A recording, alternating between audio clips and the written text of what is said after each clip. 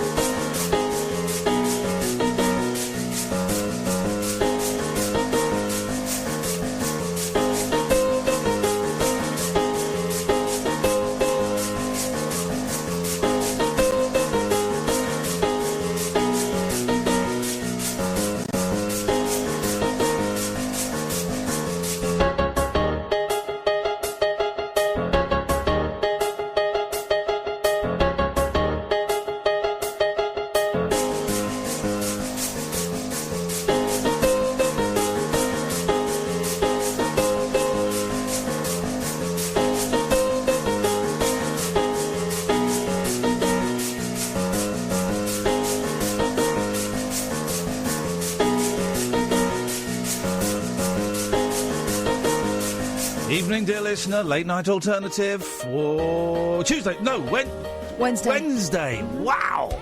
What the hell happened to Tuesday? I must have been high, to quote the Afro Man. I must have been high. Iain Lee, Catherine Boyle, Monday to Friday, 10 o'clock, Talk Radio. The most listened to late night phone-in show anywhere in the country.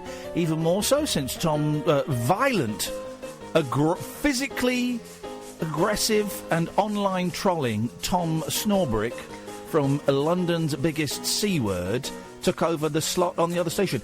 He has been physically threatening and bullying me online. This is a real thing. So we welcome all the new listeners who don't want to listen to a thug.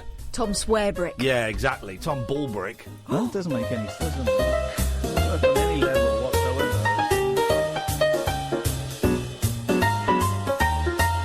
So, coming up on the show, was there a man hanging from a crane embarking yesterday? We have the answer. Elon Musk is still calling that cave rescuer a nonce. It still is. Still is. Oh, and vaginal eggs. Anyone? Anyone for some vaginal eggs?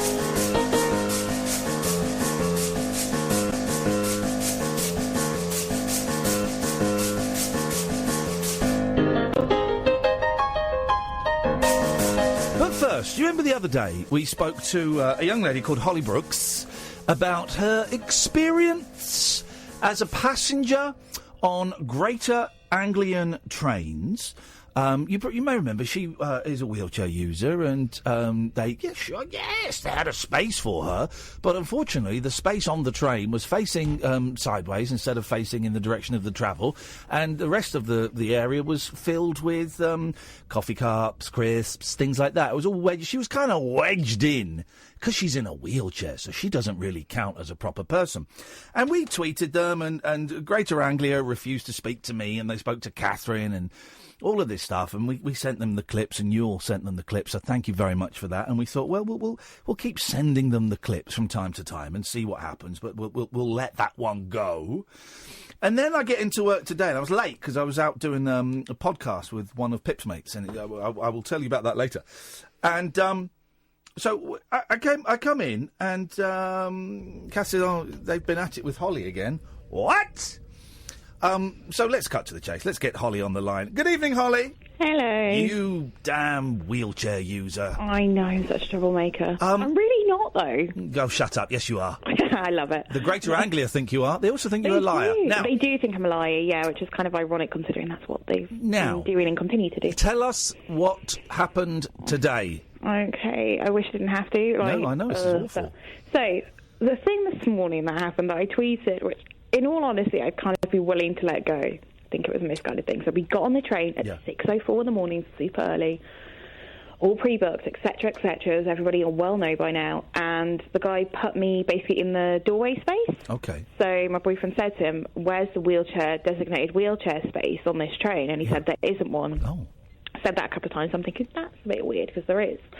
There was no disabled toilet on the train, apparently, and that's true, which is a bit rubbish, but, you know, it's an hour long, I could live. So I was in the doorway space, which has happened before, and then my boyfriend Richard was like, okay, I'm going to go and check there actually isn't a disabled space, but I think there is. And he walks one carriage up, and there is a disabled space, which is obviously a lot safer and a lot better, and I'm not in a doorway. And in the doorway, of course, if anyone's got a bike, I don't know, you know, you equate you with a bit of machinery, but if anyone's got something in the doorway, it gets in the way. So a human being in the doorway is going to get in the way of other passengers, isn't it? Yeah, totally. Like, everyone was having to walk around me, it was kind of awkward, or like go to the next carriage, and the door is kind of cold and drafty, and so there was a disabled space. Yeah, there was. Like, Richard went and got photos of it, which was crazy, and told the other passengers, because obviously people sat down at those spaces, what he was doing, and obviously they were pretty furious. Why did the fella say that there wasn't? Honestly, I feel like he didn't know. Okay. But if he didn't know, then there obviously needs to be a lot more education, because you know, surely. And this was a thing that kind of happened this morning, and I was like, ugh, it's happened to me before, about a month ago, and I thought, okay, you know what, it happened, I'll let it slide, because like I said, I think it kind of, the more I thought about it, the more I thought it was just about him. Yeah. Not really known. And then it comes to home time after a day of hospital appointments. Yay, and home time. This is where I'm discriminated against for being in a wheelchair. Go on. That was the highlight of my day. You want the full story? Yeah, I want it. Give it to me, baby. Always. Right, rock up, like, well in advance, pre-booked on the 4:30 train home. It's PM, not AM, obviously. We're there, go to the desk and look at the platform. The 4:30 is cancelled, right? Yeah. So we go to the desk and we say, okay, the 4:30 is cancelled. You guys provide me with a wheelchair-assisted taxi at the other end, because I can't access my local station because it's not accessible.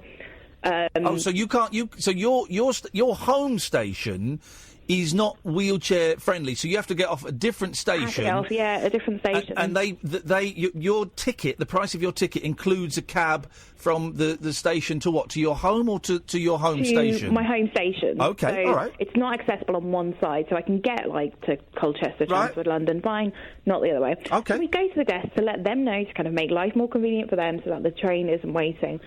And actually, the first thing that really bugged me was I'm in this queue to get on, to kind of get to the front of the desk for help, and the guy literally locks over the top of me and goes, is anyone there? Can I help? Ooh. And I'm like, hello, I'm down here. Uh-oh, I'll have a bag of chips, please, mister. I mean, I'm like, you know, I'm 5'10", they measured me today. Yeah. I'm pretty tall, like, I've got big hair, it's not hard to see me. You should wear a hat.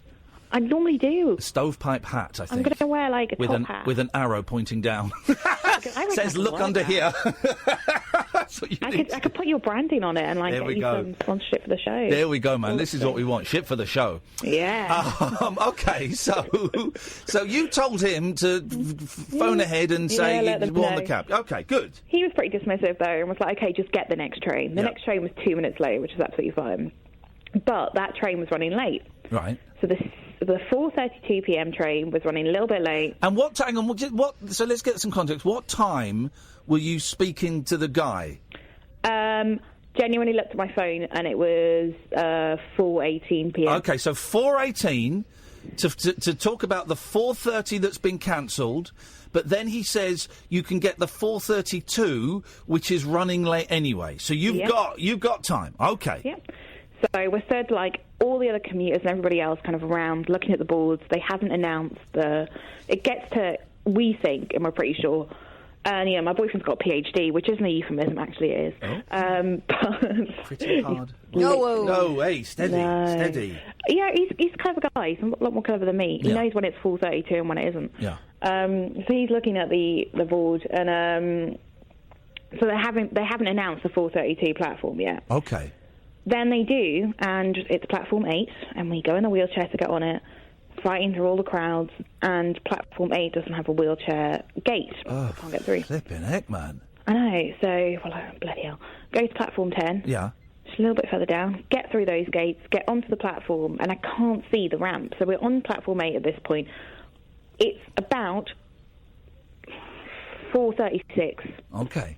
Can't believe my life has boiled down to a space of 4 minutes. Yeah. And we get on the platform, can't see it, and my boyfriend says to the guy, oh, the ramp's not here, and he says, don't worry, you know, they were supposed to have been pre-told about it. we'll radio to get you one. And he radios and says, we need a wheelchair ramp for platform 8. He is stood next to / near a guy who, does all the whistle blowing and the signing off of the train. Yes. That guy is obviously very aware. He can see us waiting. He should have been alerted that we were getting the delayed full 32 train back to Colchester. So we walk up the platform. I mean, I don't walk. Pushed up the platform. Yeah. And we're stood outside the bit where you get on with the wheelchair, so we're just waiting for this ramp to turn up. So there's a specific place that you're supposed to wait? Yeah. Okay. So unless anyone kind of tells you otherwise, but this is pretty much always the place. So we're prepped and ready. We're just waiting for this ramp to turn up. And then the guy blows the first whistle. Mm-mm. And this is when I start to film, because if I've learned anything through kind of being in a wheelchair over the past 2 months or so, it's like just film as much as you can. Can I give you a little tip on that? Yeah. Don't film portrait, please, for God's sakes. Come on. What is the landscape? What? I don't care. What shape is your television? Is it portrait or is it landscape? I don't have a television. Oh! Ian. This woman makes me sick. She deserves to miss trains. I'm 29. I'm a millennial. I'm on Greater Anglia side. Okay, all right. So you started filming in portrait, yes? Yes. Started filming in portrait. So in the film, we can see that the train doors are open. Mm-hmm. They're open. There are people who, are lucky enough to be able to walk, who are getting on this train. Yeah. My boyfriend, who can also walk and has no disability issues, could get on the train very, very, very easily. Yeah. I'm just waiting for this ramp. And then the whistle blows, and I'm filming, and you can see the doors open, and they're open for a little while, and then they close, and he blows his whistle again, I think, and then it goes. And it goes, and the cheek of it, he called me and shouted at us to move back from the platform edge. The platform edge, which we're waiting for the wheelchair assisted ramp for. That's class. That's a classy move. He was a classy guy. That's a classy burn. I think you've been able to do. All right. So, okay. So they screwed up massively. So what did you do then? So the train leaves without me. Yeah. So this is all screwed up. Not great. Pretty calmly, considering the situation, we go up to the train dispatcher. This is the guy who's just whistled it away and told me to move back. Yeah. And we'd asked him why the train had gone and why he couldn't have held the train. There's no way we could have got to that train any quicker than we did. I'm sure you're going to read out their statement. Yeah. Which claims that we were late, which is far from it. And that first video with the train in it shows you. Yeah. And I obviously filmed and told him I was filming him, filmed the train dispatcher. And in this video, I kind of say, it's completely discriminatory. You let that train go because I'm in a wheelchair and you couldn't be bothered to wait for the ramp. And he pretty much admits it in this video, which I'm sure you've shared on Twitter. Yeah, we've shared it. I'm trying to find a comment, but one seems to have disappeared. A few, and in it he says, doesn't he say something like, it's not down to me, kind of thing? Yeah. And a few people for balance, a handful of people, possibly at least 4 or 5 on Twitter, have gone, that sounds fair enough. A few people have said, what that guy says is fair enough. Yeah. And would you agree with that? No, I think, you know what, people know this by now, don't have any vendetta. I'm not a rival train company disguised as a girl in a wheelchair. Like, I don't want to be, annoyed with them on the greatest radio show in the world. There we go, thank you. But she said that to BBC Essex the other day. I'm still bitter about that. Yeah, so we went up to the guy, and obviously I appreciate what some people say. He's essentially saying this isn't down to me, it's policy. Yeah. I think the thing that really gets us is that, like I said, in the first video, you can see the train is there, and if I could walk, I'd be able to get on that train, no problem, in plenty of time. And the second thing is he knew that we were waiting for the ramp. He knew that the reason we were there and kind of not on that train yet was because of, because there wasn't a wheelchair ramp there. And he admits in that video, he says, no, it's not fair. And he kind of reiterates it's not fair what's happened, and he pretty much admits, discrimination. And he essentially in that video admits that the reason why I couldn't get on that train was because I was in a wheelchair. We, of course, are having a great relationship with the Greater Anglia PR team. They refuse to reply to any of my tweets because apparently that's not how it's supposed to be done. But they will speak. I've got no idea why. Is it the blue ticker they scare? I don't know what it is. But they will speak to Katherine. So, Katherine, you phoned them up. Well, I sent them an email first of all, no response. I also tweeted about it, of course, no response. And then I phoned up and spoke to a gentleman who said, unfortunately, they wouldn't be putting anyone up, but they would send me, they were getting a statement together. And then he sort of briefly outlined it and told me a quite different story from the one you're telling me, Hollie. To which I responded, "Oh, so Hollie's lying then, is she?" And he said, "Oh no, I wouldn't say that." But then he doubled down on his story. And was he saying that you were late? She was late for the train. Yeah. Oh, he went into great detail about the troubles they were having and why the first train was cancelled and why irrelevant. Don't care. So I was thinking, right now let's talk about the ramp. Actually, listen, I've looked at the statement. The ramp is never mentioned in the statement either. And we'll do the statement. But here's the thing: if she was there in time, which we have video evidence that she was, and people who could walk could get on the train, and someone in a wheelchair could not get on the train despite being there at the same time, that's discrimination. And I put that to him. You were sitting next to me while I spoke to him, and I said, but people were getting on who were able-bodied, and she was waiting for the ramp, so that's discrimination. And he said, oh, no, it was all locked up. Well, we've seen the video. The doors were open. There are people standing in the doorways. Let's have their wonderful statement, please, from Greater Anglia PR. And if anyone hears the word ramp, could you please make a noise, because I haven't been able to find it. OK, I've got my... Hang on a minute. I'm going to... This is... if we hear the word ramp, we're going to get... You're a fanny. OK, that's our ramp alarm. Here's the statement. I believe you've already spoken to our on-call press officer who told you don't have anyone available for interview. This is the second person, by the way, from the PR office who's spoken to me. But apparently, we're only pen friends. We're sorry that Hollie was affected by delays and cancellations caused by signalling problems, brackets which Network Rail fixed as quickly as they could. No, she wasn't. You're affected by a lack of a ramp, Hollie. Am I missing something here? Yeah, completely affected by a lack of a ramp. And just to kind of... But in ever so slightly, I had like an open return ticket. So if I knew I was going to miss that train, I could go and have, nice drink and get the next train. It didn't matter to my ticket. No. Which one I got. So here we go. Hollie was booked onto the 16:30 train from London Liverpool Street to Colchester, which was cancelled as a result of a signalling fault. When she asked to board the 16:32 train, unfortunately, it was already being dispatched and the doors had been locked closed. Not true. We've seen them wide open on the video. Yep. So it was not possible for her to catch that train without causing more delays to both that train and other trains. We instead helped her onto the next train for Colchester at 1700. So that's, let me just check my maths, half an hour later. And it wasn't the 1700 either, it was the 1702, which was a slower train. Right. She was then met at Colchester station where our staff helped her off the train and a taxi was ready and waiting for her to take her straight to Wivenhoe, as it should be, as part of your ticket price. We have offered to meet Hollie to apologise personally, help improve our service to her in future and further improve our service standards for passengers with specific needs. We also review such incidents with our Stakeholder Equality Board, which includes representatives of customers with specific needs, and our Accessibility Manager, whose role is focused on consistently improving service quality in this area. Is that the ramp man? If that's the ramp man, he needs to get more ramps. We apologise unreservedly for occasions when things go wrong. When this happens, we will always do our best to provide help, find an alternative way to get people to their destinations as quickly as possible, and take steps to prevent problems reoccurring. Oh. Hollie, your thoughts on that, please?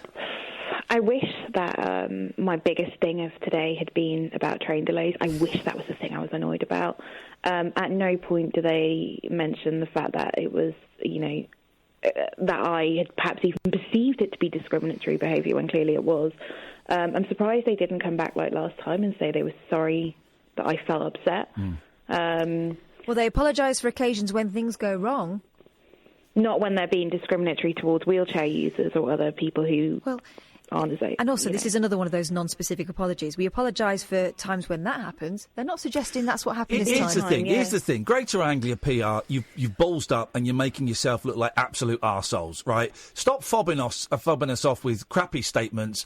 Things would be so much easier if you came on and ate a little bit of humble pie in the presence of Hollie. That would make me feel better. I'm sure Hollie would feel a little bit better and you'd look a whole lot better. Instead, sending out stupid, badly written press releases and statements, refusing to come on and accusing the person who's missed a train because of your cock-up of lying is absolutely terrible. Greater Anglia Trains, you should be ashamed of yourself. And the Greater Anglia Public Relations Department, you should be ashamed of yourselves. You absolute idiots. You haven't got any idea how to handle public relations or people in wheelchairs. You should be ashamed of yourselves. Can I also say that this second paragraph, we instead helped her onto the next train for Colchester at 1700.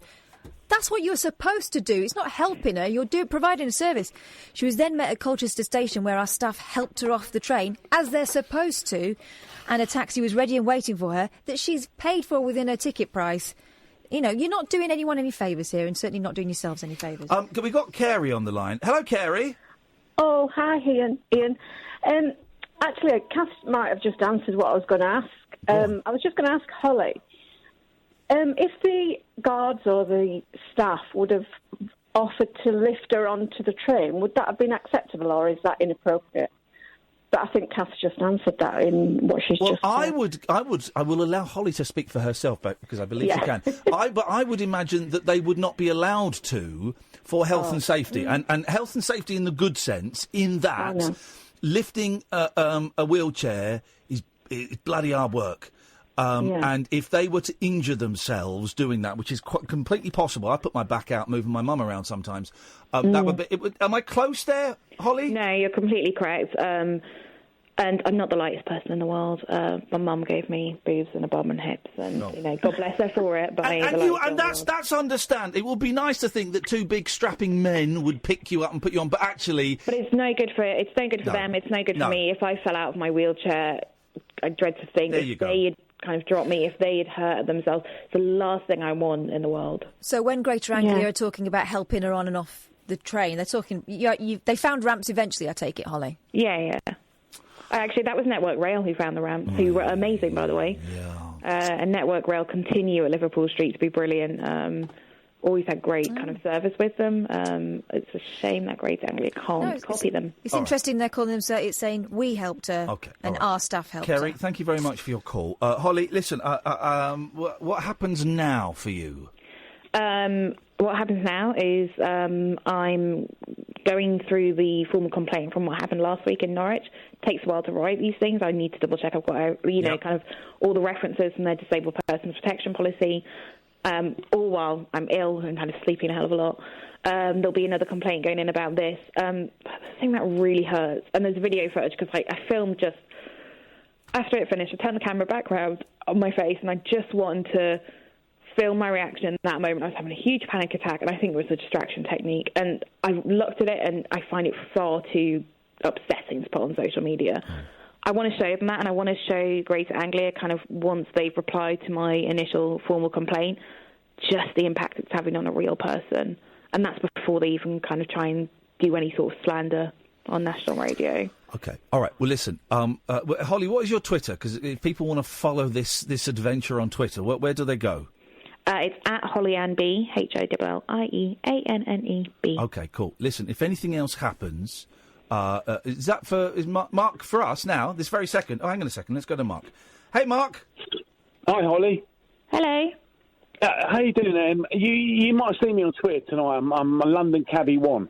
Oh, I love you. You called out somebody for me. Yeah, I just thought. I mean, it ain't life horrible. I mean, that bloke, right? He turned round and said to you that you're trying to further your journalistic career because you said this. I mean, honestly, aren't people horrible? And I mean, that's why I said Ian will dump me if I say it, so I won't say it. But I said you're whatever. Yeah. And he is. I mean, to say it. I mean, was this someone? Mark, was this someone? I missed this. Was this someone commenting on the videos on Twitter saying you're doing this to advance your career? Yeah. Great career move, getting a wheelchair. Yeah, I know. It's awful. But, Hollie, I followed the story, like, with it. I listen to podcasts all the time. And like, you haven't been in the wheelchair long.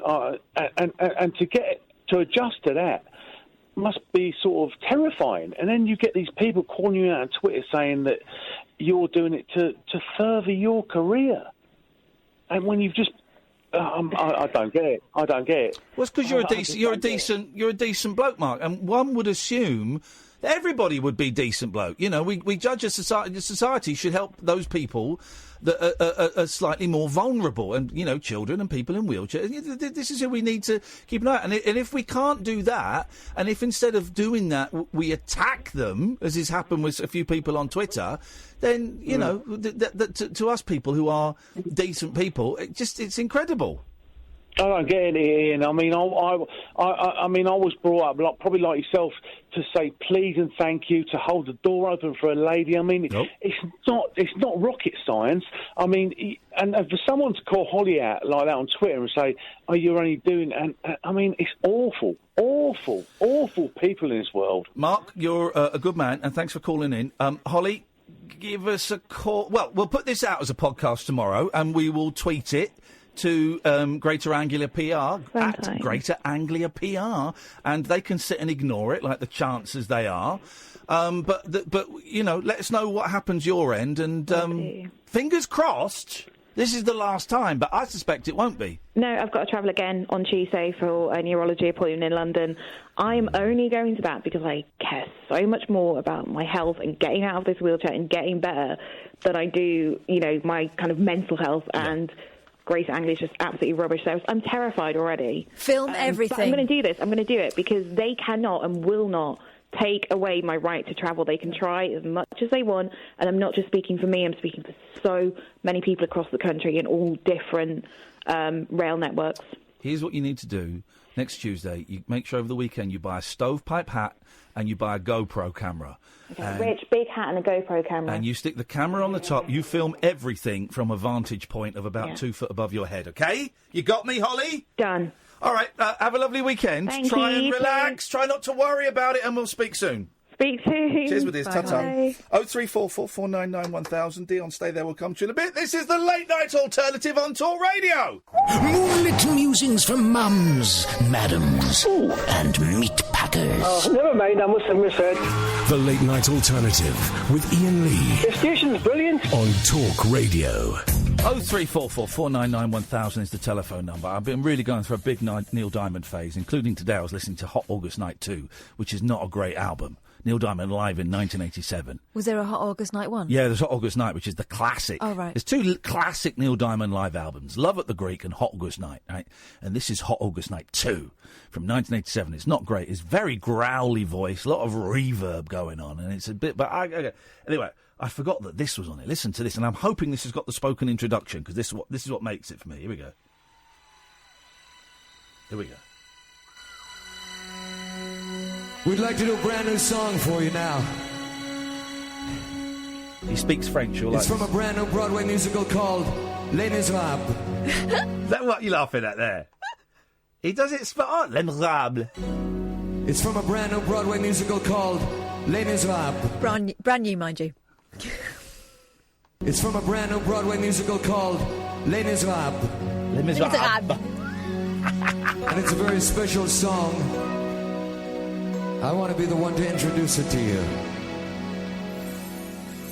There was a time when girls were kind, when their voices were soft and their words inviting. There was a time when love was... He sings so weird. It's really gruff on this album. And it's very... And that song was exciting. Here we go, phone in. Singers that were their words... Hang on a minute. It all went wrong. Singers who mispronounce words as part of their technique. Neil Diamond does it. Andy Partridge from XTC does it. They say words in a really weird way. I dreamed a dream in time gone by. It's great. It's a great song. When hope was... It's a great song. And hope was high and life was living. He does... where's the bit where he goes... he turns it into like a proper Diamond tune. That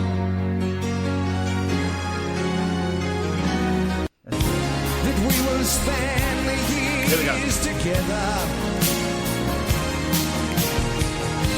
But there are dreams that cannot be. And there are storms we cannot weather. Oh yeah. gosh, Fantine never sang it like that. But she was a bit poorly at this point, wasn't she? I don't remember the oh yeah bit in there. That's It's the song of a dying French prostitute who sold her teeth and her hair. Oh yeah! He makes it a song about empowerment. And that's what I'd like to do for you now, tonight, ladies and gentlemen. Really? Here we go. Have I missed the beginning? Yeah. Oh. The song was No, exciting. okay, we'll do it properly. Okay, they messed up there. Okay, we'll do it properly. Oh, well, they were late. Well, there's no bouncing ball. There was a time. Where has the music gone? This is the Les Misérables version. Right, I want I Dreamed a Dream, Neil Diamond karaoke. Here we go. Here we go.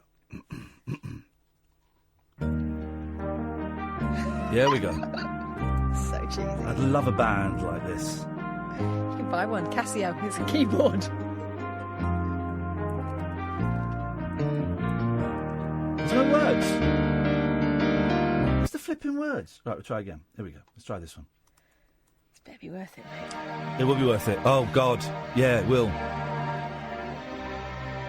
I want a band like this. Here we go.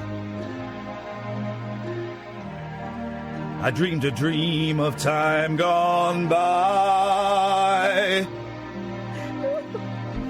when hope was high and life worth living. I dreamed that love would never die.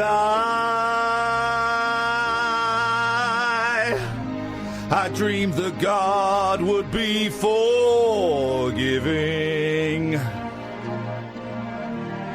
Then I was young and unafraid, and dreams were made and used and wasted. Very wasted. There was no ransom to be paid, no song unsung, no wine untasted. But the tigers come at night, with their vast voices soft as thunder, as they tear your hope apart. Oh dear, this is a bit fruity, isn't it? As they turn your dream to shame.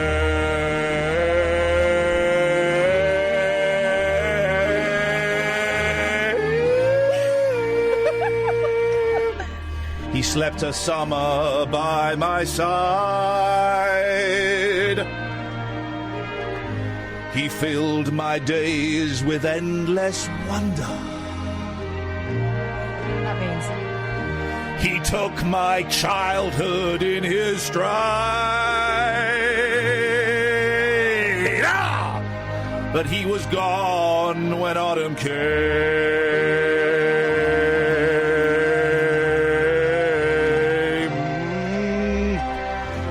And still I dream he'll come on me,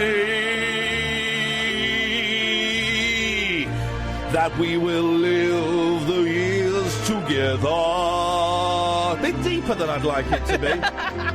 But there are dreams that cannot be. Oh, no, no, no. And bloody storms we cannot weather. Oh, yeah. Oh yeah, I had a dream my life would be so different from this hell I'm living, so different now from what it seemed. Now life has killed the dream I dreamed.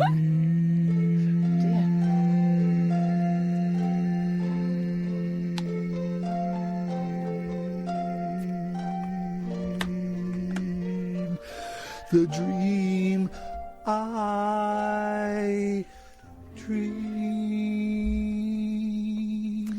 And you've murdered that song? No, mate, I haven't. What I've done is I've given my own unique interpretation. A little bit lower. What's the name of the show again? Les Misérables. A little bit lower than I was expecting it to be, actually. They need to work on their key. They should have a feature on YouTube. Here's the thing, YouTube, and when you introduce it in the next few weeks, I won't claim a penny for it. You should have a key change, so you can step up the key in karaoke songs. This is the Late Night Alternative. Why don't you switch over to LBC and tell me which songs from the musicals Tom Snorbrick's singing? I bet they won't be from Les Misérables. No rules nocturnal nattering for nightbirds, nurses, and Nosferatu. All right, cool. The Late Night Alternative with Iain Lee on Talk Radio. I'm going to read something very, very libelous that someone's tweeted me, right? And I want to know how this person has this information. I don't believe it for a second. Jane Dunn, 65, says, "Hey, Ian, loving the homage to Neil Diamond and his plethoric songbook. Plethoric. A room-rich, gravelly delivery. He's always been a guilty pleasure. But bad... Now, she knows what is in his safe. But bad news, he has a safe full of agreements made to the young, very young fans he got pregnant back in the day. Yeah, I'm gutted too." Well, where the hell... Jane Dunn. This is the problem with today. Where the hell do you get that? When you've got access, what's his combination? What's the combination? 6969. Steady on. This is outrageous behaviour. You can still get done for libel on Twitter, by the way. Just everyone. Yes. What was I going to say? Yeah, Neil Diamond, as we know, is poorly. So I'm buying up all of his albums very cheaply on eBay and Discogs, before he dies, and they kind of put, a zero at the end of all the things. Oh, I thought you were doing it to support him. You're just doing it to save money. Yeah, right. Yeah. Oh, when he dies, they're going to whack a fortune on that. I think he's going to die this year. That's my prediction. Did Jane tell you that? She only knows what's inside his safe. That's what I was going to say. Stay there, Dion. We'll come to you in a bit. So I got an email from... Let me have a look. Who sent me the email? His name is Carl. He works at Talk Radio. He's the social media programming producer. His name is Carl, and he sent me an email about the social media programming plan. And it's quite exciting, if it's true. I haven't looked at it yet. Have you? You don't know what I am talking about, so we're gonna have a little look together at what is going on out there on the internet. The social media programming producer Carl Bennett sent me some news, and I think it's quite exciting. I think you might like it. If we go to Twitter and we start to type a message, then we go to the GIF button and type in Talk Radio. There should be some GIFs from this radio show. What? That's what he has told me. There'll be GIFs for the show. Instead, there's a weird boy. I don't know who that is. I can't find one Carl Bennett as light as me. And Jamie East, which is odd because he's going soon. No, he's not. He's got a weekend show. Okay, well, in that case, fine. Yeah, apparently, if you go to Twitter. I think this is brilliant. This is brilliant. You go to the GIF button. Thank you for this, Carl, honestly. And they put this up as a video, because then this is like meta, isn't it? If you go to Twitter, go to the GIF button, click it and type in Talk Radio. There's only a handful. There's one for me saying it's too hot. And there's... You got a meme? There's me dancing. I am a GIF. Now, how did he add that to Twitter? Can we add GIFs to Twitter? Can you get Dion back, please? I'm going to go straight to him. Oh, he's gone. Can we add GIFs to Twitter? How does a human being, a normal person, add a GIF to Twitter? Catherine, are you listening to me? No, I'm looking for GIFs. Oh, yeah, it's pronounced GIF, Beth, actually. I think you find. Yeah, don't embarrass yourself, Beth. 0344 499 1000. How can a human being like me add GIFs to Twitter. This is my dream. This is my ambition, to be able to do that. Dion's not coming back. We lost Dion. Dion calls in, I suspect, like a lot of callers, on the tipping point. And you've got to get them sort of just on that tipping point, because otherwise they have one drink too many, one smoke too many, one line too many, whatever it is, and then they're on the other side and we can't reach them again. I think that's what's happened to Dion. Let's go to George. Good evening, George. Good evening, Ian. There you go. You got it. Catherine. Hello, George. Hello. I liked Ian singing Endless Wonder. Were you thinking of me when you sung those two words? No. No. Surprisingly, no. No. Okay. You sound surprised, George. I am. Of course I wasn't thinking of you. I was thinking of my performance. He was thinking about Les Misérables. Les Misérables. Yeah, but Endless Wonder, and you know I'm into a world talking endlessly. A world. We wonder why. A world of wonders, and it is the 42nd anniversary of my trip into the mystic. As John said, John tweeted me the other day, the 47th anniversary of you having a séance and then not writing a book about it. 42nd anniversary. I apologise. Yeah, it's just nice to remember sort of what happened and the 4 months of experiences I had in which I was guided to read the Bible in a very different way. Upside down. Sorry? Was it upside down?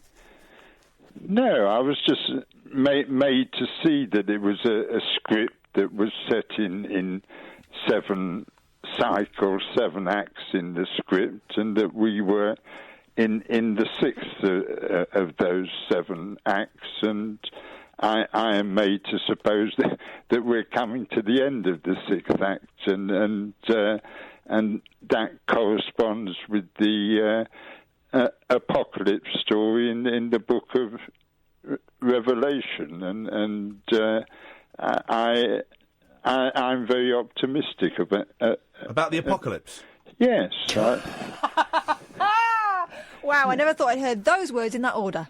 Well, it's Babylon, and I see Babylon as Babylondon, and Babylon. Sorry? She's describing your call. Babylondon. Babylonny Donegan. It's a little baby that does skiffle. Oh, baby. Oh, look at Babylonny Donegan. No, I'm just really made. I reckon the line's all right off. I'm trying to do a baby Lonnie Donegan, Babylonny Donegan, but it's difficult. Did you hear the Archbishop of Canterbury today getting involved in Yeah, he said rich people should pay more tax, and then people were going, shut up, Vicar, and it's like, isn't that what Jesus said? Yes. Rich people should pay more taxes, he's saying. Yes, it's like, yes. Yeah, but I'm being made to imagine a future where nobody has to pay any taxes. But we all get free money. Where's that going to come from? Where does money come from anyway? It's all created out of nothing, and then interest is charged on it to distribute it to people and organisations. So the whole system has to collapse. The whole economic system will collapse. But a phoenix will rise out. In your fantasy? No, it's not a fantasy. Well, it is a fantasy. This is what you keep saying. But it literally is a fantasy. But I don't understand why you get so offended at the word fantasy. My fantasy is that I lead a happy life and that my kids grow up to be wonderful human beings, and I'm eternally proud of them. And maybe I fall in love and die on a mountain as an old person watching the sunset. That's a fantasy. But maybe part of your fantasy is that your kids could grow up in a world of wonders. No, not at all. I don't want them growing up in a world of wonders. Why on earth? But I don't understand why you get so upset at the word fantasy. Well, the fantasy is a great word. You seem to get upset at the word of fantasy. Maybe it is, but it's not describing what I'm talking about. You are describing a fantasy. I have been shown a vision which I'm trying to share, and it's a very simple vision, and nobody could put up a sensible argument against creating a loving God to look after all of us and be a one world government and guarantee that nobody on this planet can ever be poor. Who can put up anything against creating that virtual intelligence to run a world of wonders? What do you mean? Who could put anything up against it? I could. It's a nice fantasy. It's a nice fantasy, but yeah, it's a nice fantasy. But is it not imaginable? Well, it's imaginable as it's imaginable as is a canary coming out of my bumhole. Everything is imaginable, but it doesn't mean everything that exists comes out of imagination, Ian, and well, no. Yeah, but sometimes it's made into a real thing. Yes, within 42 years. Yes, but is it so difficult to imagine creating an intelligence that could run a virtual paradise? I'm imagining it. Yeah, no, it's not difficult to imagine it. But what the question should be: is it difficult to do it? Yeah, it is. Why? Well, have you done it? I haven't done it, well, but I can see an intelligence being created to run a London wonder city state, and that London. Okay, well that's great. That's great. You've got that is a great fantasy you've got. Okay, cling on to it. Yeah, I'm not going to knock anyone's fantasies unless it's like kind of fascist stuff. But if people's fantasies, I'm saying if enough people can imagine it, then it will happen. No, that's not how science works. How do you mean? If enough people can imagine it, then it will happen. Yes. No.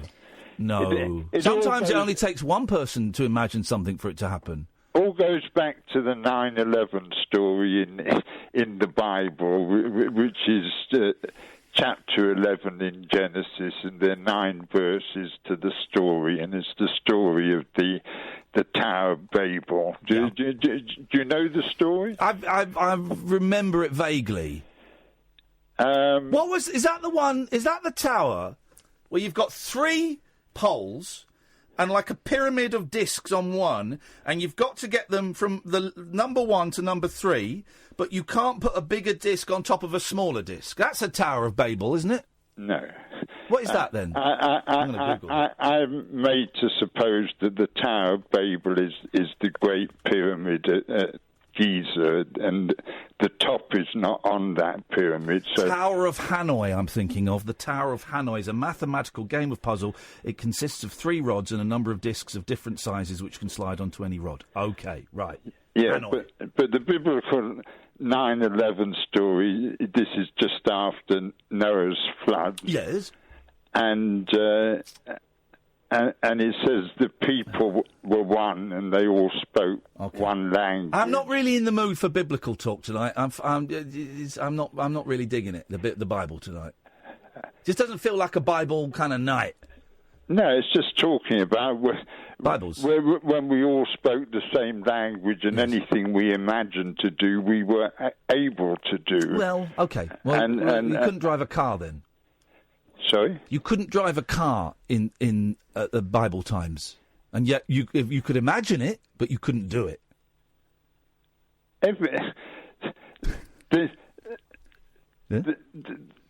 The wisest book in the Bible is the book of Ecclesiastes. Still talking about the Bible. I'm not in a Bible kind of mood, George. It feels like the Bible's killing the Bible. Okay, but I would just like to try to share a bit of revelation, essentially, and the the other night when I spoke to Katherine, I recited a little rhyme, and she thought it was morbid, and it was ever closer to the end, going round the rainbow bend. My life sentence will soon be over. Can you see where I was coming from?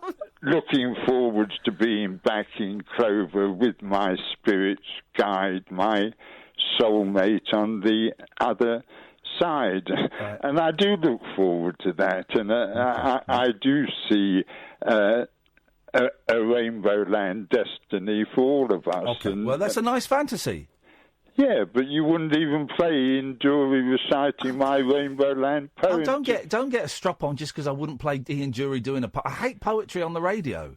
Don't get mardy because of that, George. Come on. No, you would have some sort of exclusive it's not because it's online. And just, I don't. But that's not the kind of exclusive I want. And just let me share my vision of We let you share your fantasy every night. I don't want to play Ian Dury reciting a poem.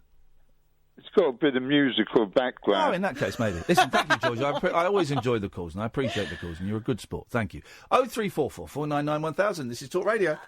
The Late Night Alternative with Iain Lee on Talk Radio. We have ways of making you talk. We'd like to do a brand new song for you now.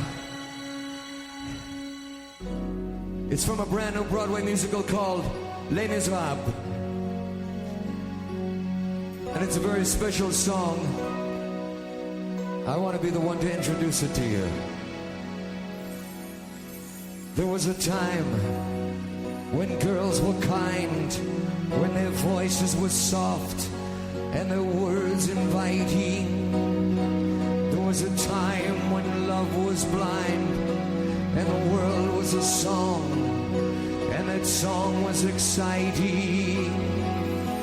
There was a time it all went wrong.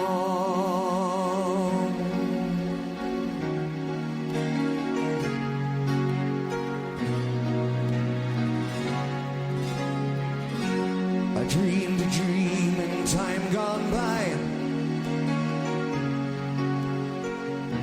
when hope was high and life worth living. I dreamed that love would never die. I dreamed that God would be forgiving. When I was young and unafraid, when dreams were made and used and wasted, there was no ransom to be paid, no song unsung, no wine untasted. But the time is coming night, with their voices soft as thunder, and they tear your hope apart as they turn your dream to shame.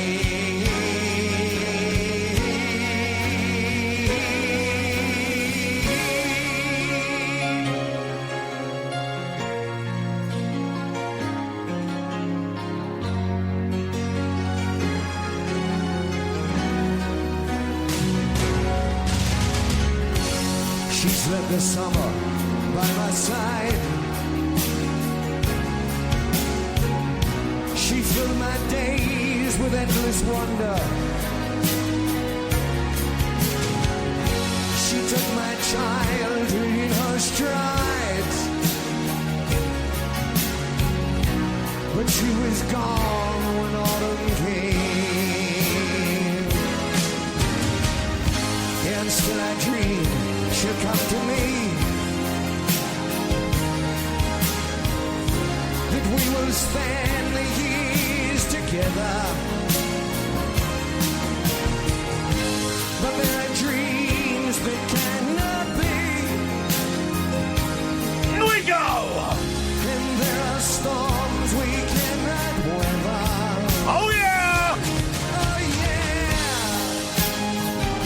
what you need. Every song needs an oh yeah.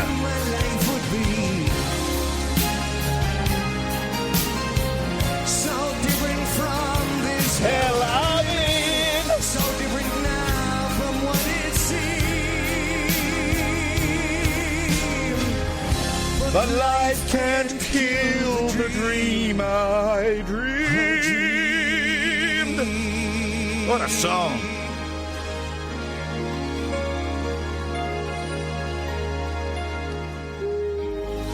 Crowd go wild for this shiz.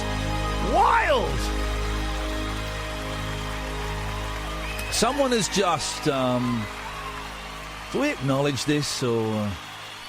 All right. We'll acknowledge this once, right? Just because someone has just sent me a screenshot.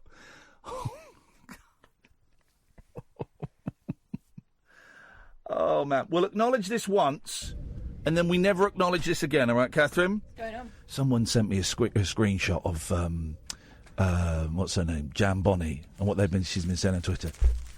You need to get help, love. Oh, here comes chocolate. You need to get help. Seriously. Right. She's blocked Kath, blocked me. We've blocked her. But she's apparently still talking to us. Someone's just sent me a thing. She's been talking to us for weeks. Weeks. Calling me out as a hypocrite for having Hollie on. Claiming that she snuck into a show that we did at the weekend when she didn't. I mean, that is... Here's the thing, right? I genuinely... having seen that, genuinely unsettles me. Genuinely unsettles me. I don't really get bothered by people on Twitter because normally they're nuts and they send you a bit of abuse and then they go... But that is actually a level I haven't seen before of sexual attraction. I don't know what it is, but certainly obsession. I make it very clear I'm not interested, and that is actually quite scary. Genuinely, it unsettles me. So we won't be acknowledging it again. Certainly won't be looking again. I wish you the best of luck in your life, but... People that use Twitter, could you stop copying us into conversations you're having? Because we can't see what they're saying anyway, and we're not interested. Really not interested in what she's got to say at all. It just makes me it makes me feel it makes me feel unsafe. There we go. That's a diplomatic way of putting it. What I've just read makes me feel unsafe. We won't be acknowledging her again, so we won't be looking at her again. And man alive, Twitter, huh? Twitter. Although Twitter was very nice to me. I had a bit of a tough day today, and we might go into that in a little bit. And Twitter was very, very nice to me today, as it can be. Is there a pube on my cup? It's not mine. Oh, why? Oh. 0344 499 1000 is the telephone number. Let's kick off the second hour with a high energy phone call from Sean. Hello, Ian. Hello, female pal. Hello, male caller. So a couple of things. The first thing, so I was leaving my flat today, and there was some music playing from one of the other flats down the corridor. Yeah. So I caught a few seconds of it, and I opened the lift. I got in the lift. And then as I sort of remembered what they were playing, I sort of started smiling and laughing to myself. And I was thinking, why am I laughing at this song? Something is triggering in my mind about it. Was it the Pina Colada song?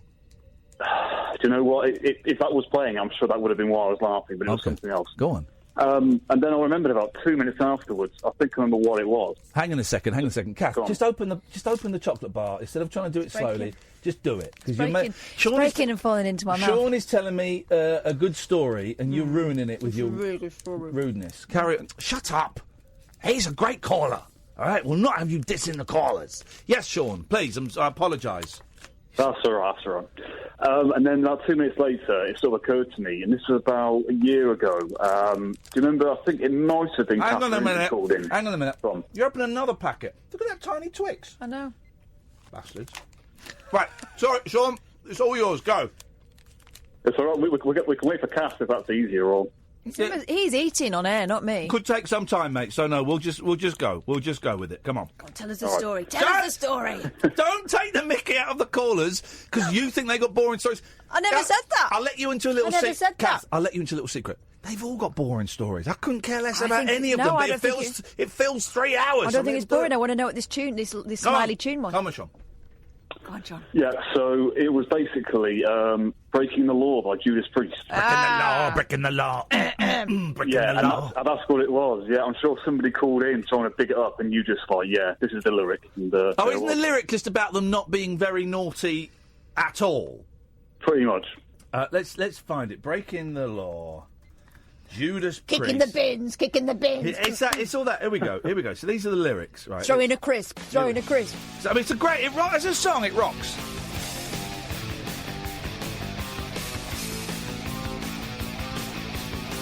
Here we go.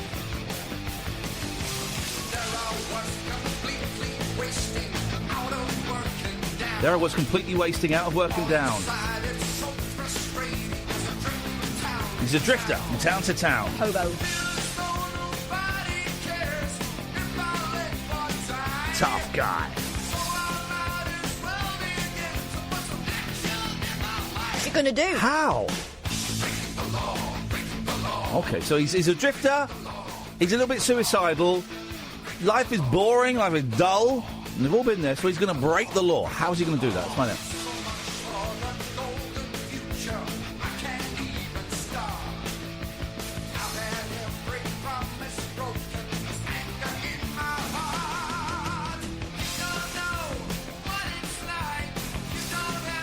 I've just scanned the lyrics. I don't think he actually describes any illegal activities in there. He's just saying that he's annoyed with life, and so he's going to break the law. What a wasted opportunity that is. If you're going to title a song Breaking the Law, at least give some examples of how you would do that. He's clever. Very, very clever. Can't pin it on him. Can't be done. We can't do him. We can't do him for anything. If he's in there like, I murdered somebody and I smashed the car, I stole a Mars bar and I, whatever he's doing, right? You go, oh, right, we'll have it, right? But I believe, Mr. Priest, you murdered somebody, you stole a car and you stole a Mars bar. And you drew a comical penis on the wall. Yeah, well, you're arrested. But now the police go up to him and say, Mr. Priest, you're under arrest. What for? Breaking the law. What did I do? Oh. They can't get him, Sean. Very, very clever, these heavy metal bands. Very clever. Maybe being vague was the best policy for that team. I think so. I think it's the way forward. Sean, thank you very much for that. 0344 499 1000. This is the Late Night Alternative on Talk Radio. Stimulating nightly emissions guaranteed to open your eyes and your mind. Oh, my word. The Late Night Alternative with Iain Lee on Talk Radio. 0344 Shots fired. 0344 499 1000 is the telephone number. The Late Night Alternative on Talk Radio. No phone calls for the first time. Oh, here we go. This is what I'm going to ask. We'll do a serious news story now, if you don't mind. So the whole Novichok thing, right? I don't really know much about it. I've not been following it. But, so, Theresa May has come out today and said, right, we know it is. It's these two guys. We've got photographic evidence. We've got video evidence, surveillance. And it's these two guys, and they flew into Gatwick. They stayed in a hotel, I think in Stratford or in East London. They took a day trip to Salisbury, sussed it out, went back to their hotel, then went to Salisbury the next day. And do you know how they administered the poison? Yes. Go on. A bottle of Nina Rishi. Yeah, but how did they administer it? Didn't they put it on the door? They sprayed the front door with the perfume. Then I guess they chucked the perfume, which is how those poor souls found it a few weeks later, leading to the death of the woman, which is why it's been called murder. Because it's murder. So, and I kind of buy that narrative, right? But then loads of people, you know, the people, first of all, the shills that are paid to stroke one off for Putin whenever he, you know, the failed journalists and failed radio presenters that do little podcasts in their pants, and, you know, the only way they can earn 25 quid is by selling out their country. So those people, some conspiracy theorists online, and actually quite a few people are going, I don't believe it. I don't believe it's the Russians. Now, I don't really have any strong feelings either way. I always tend to... 0344 499 1000, if you want to give us a call on this. I know it's not the kind of thing we normally talk about, so I'm not expecting the phone lines to go crazy. But I tend... I was listening to Eddie Mair today, because he's now on LBC. I thought I'd have a little listen to that. And, you know, it didn't feel right. And then I listened to PM, and without Eddie Mair, it didn't feel right. I think everyone loses in that situation. But so I listened to it for a few minutes. And I tend to buy the narrative put out by the government. And then someone phoned up and said, right, I don't believe it, right? And they're all citing that a bit of Novichok was found in the hotel room. They're going, if they were professional spies, why would the Novichok be found there? They'd be better than that. And then I heard an expert say, look, they're not James Bonds, right? They don't earn that much money, and they're not very bright. Also, if you're going to have two people handling something like that, you're not that bothered about those two people. No. So but the guy that called in and said he didn't buy it said, look, what about the Birmingham 6 and the Guildford 4? Right? We were told for decades, in some cases, that the Birmingham bomb and the Guildford bomb, that those people had done it. It was definitely them. There was evidence, and we were told by the government and by the police it was them. And it wasn't them. It wasn't them. We were lied to. At best, it was a mistake. At worst, we were lied to. And we know it happens that sometimes, maybe the evidence is not quite as clear-cut and someone will go. Sometimes it happens that they'll just pin loads of crimes on one person just to, whatever reason. And so this person saying, what about the Birmingham 6? And it got me thinking, oh, yeah, maybe, just maybe, this government narrative isn't right. And honestly, I don't know. Does that mean we disbelieve every single... No, but hang on a second. Let me just finish this thought. Maybe the government narrative isn't right. Maybe they've managed to fill in a few blanks that aren't there.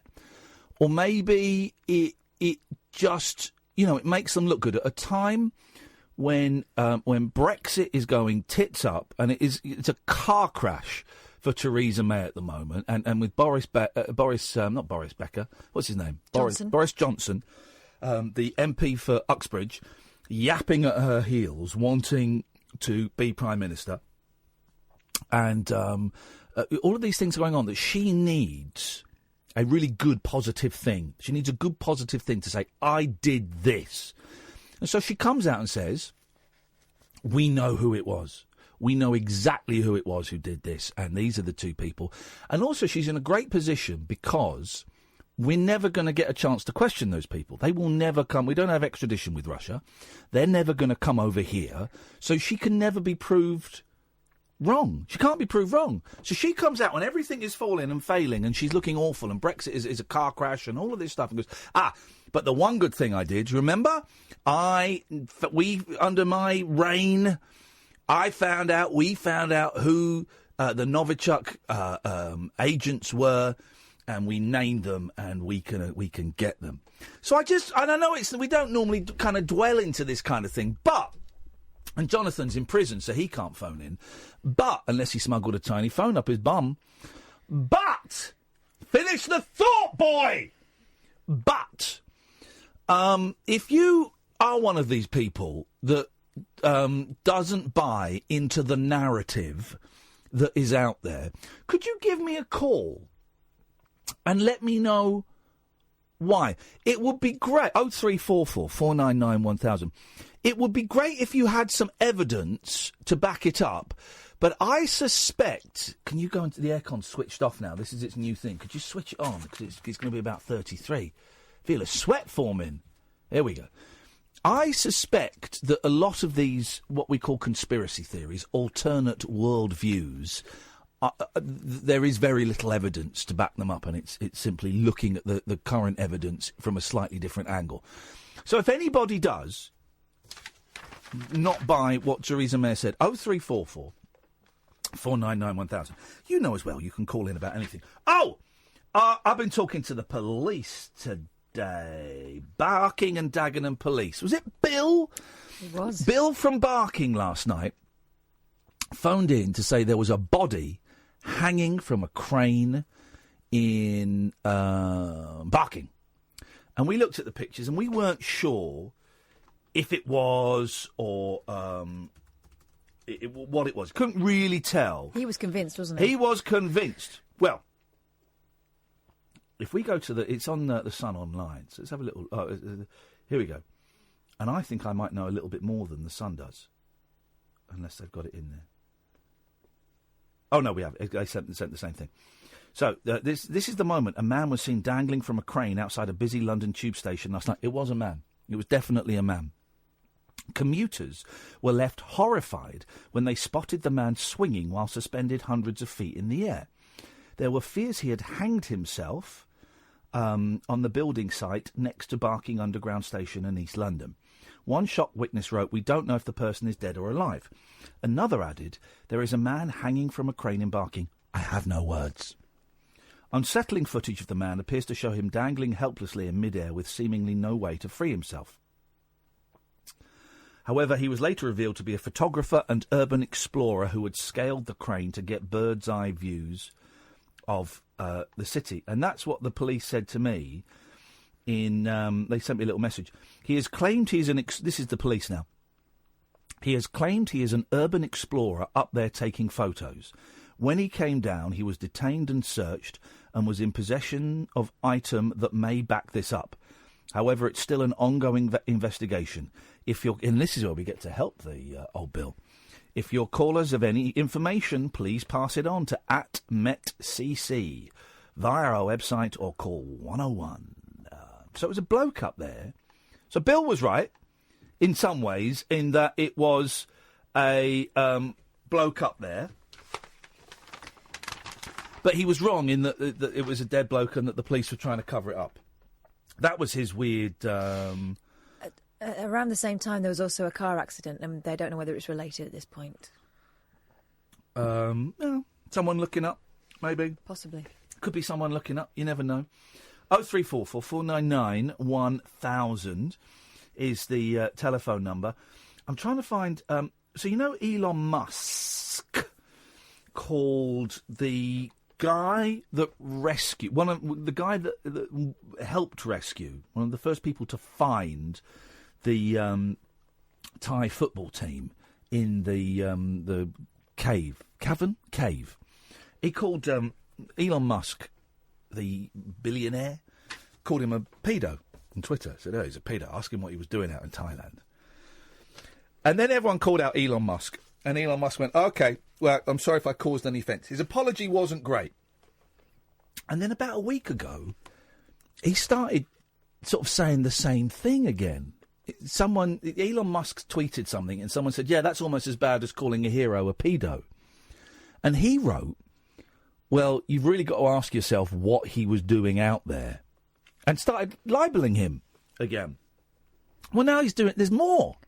In July, Musk accused cave rescuer Vernon Unsworth of paedophilia after Unsworth questioned the Tesla CEO's involvement in the rescue of a youth soccer team trapped in a Thailand cave. He built a little submarine. Yeah.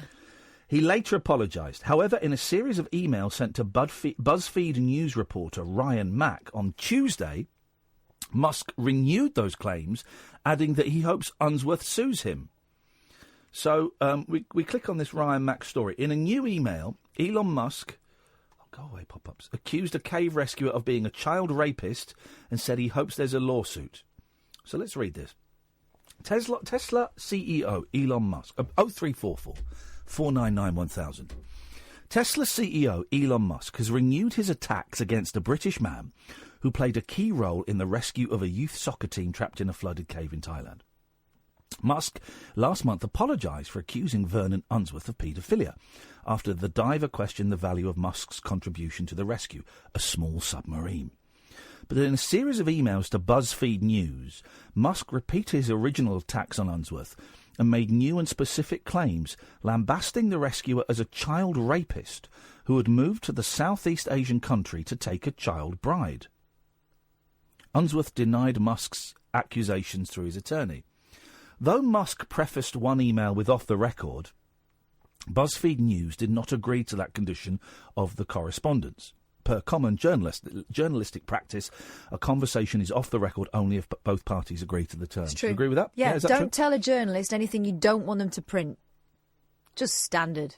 BuzzFeed News first emailed Musk last Wednesday to ask for comments regarding a legal threat made by Unsworth's lawyer in August after the Tesla CEO renewed his apparently evidenceless criticism of the rescuer in a Twitter argument the day before. Musk responded without addressing the substance of the legal threat.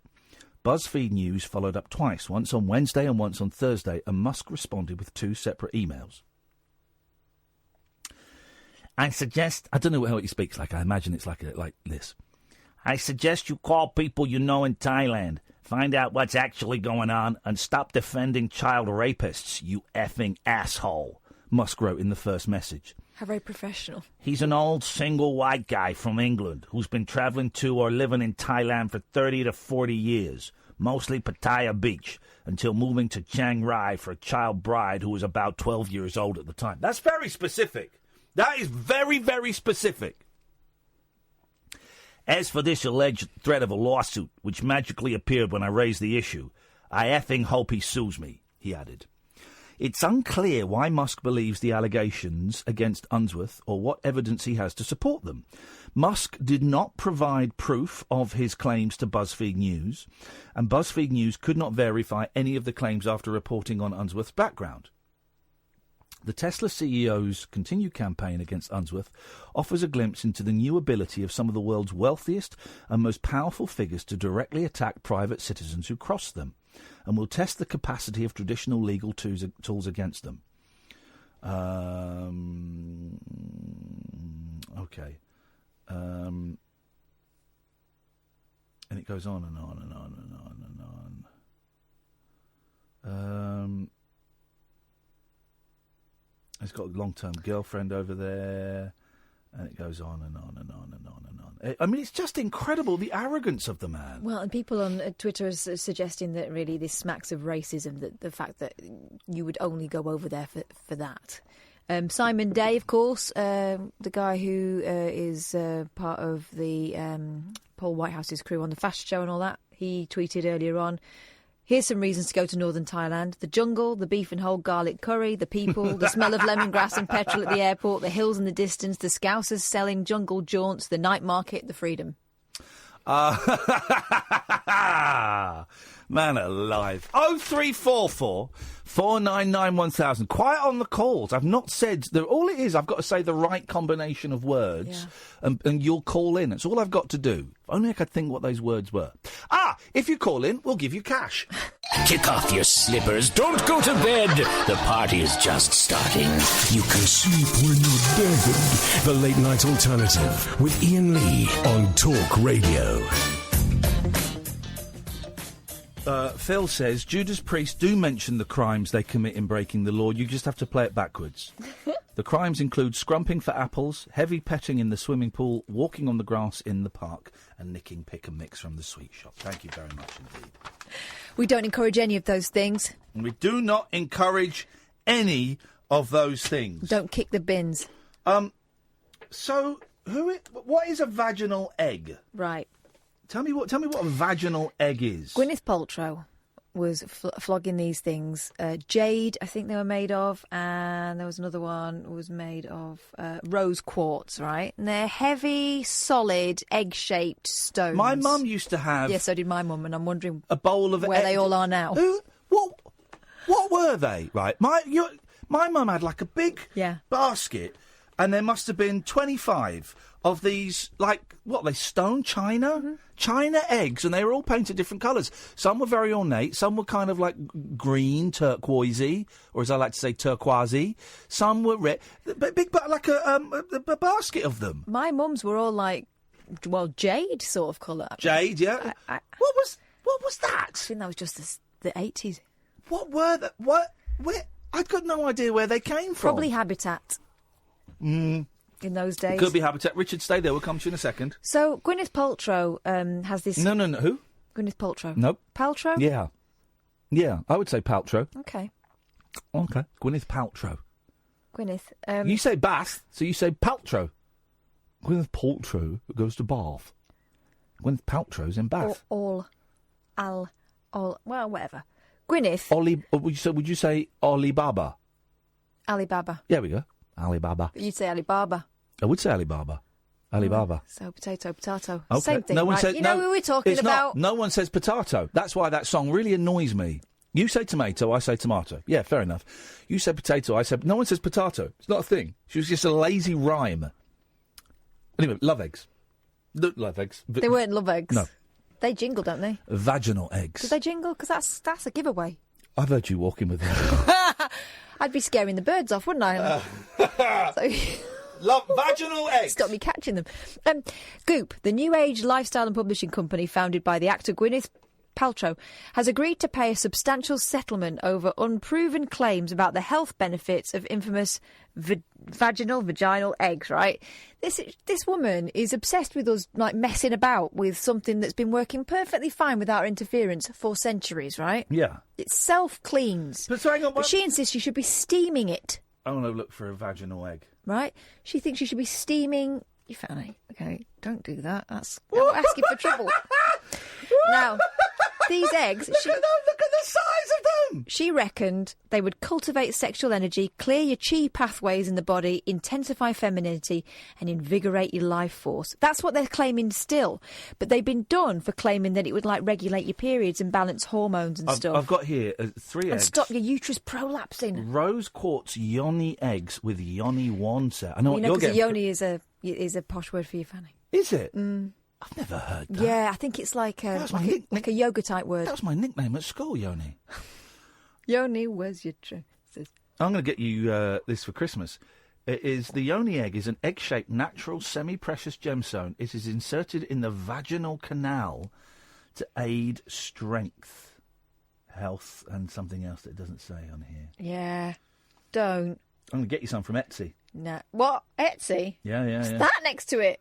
That's the wand. That's the vaginal wand, or maybe it's the anal wand. Are they all supposed to go in at the same time? No. I was going to say.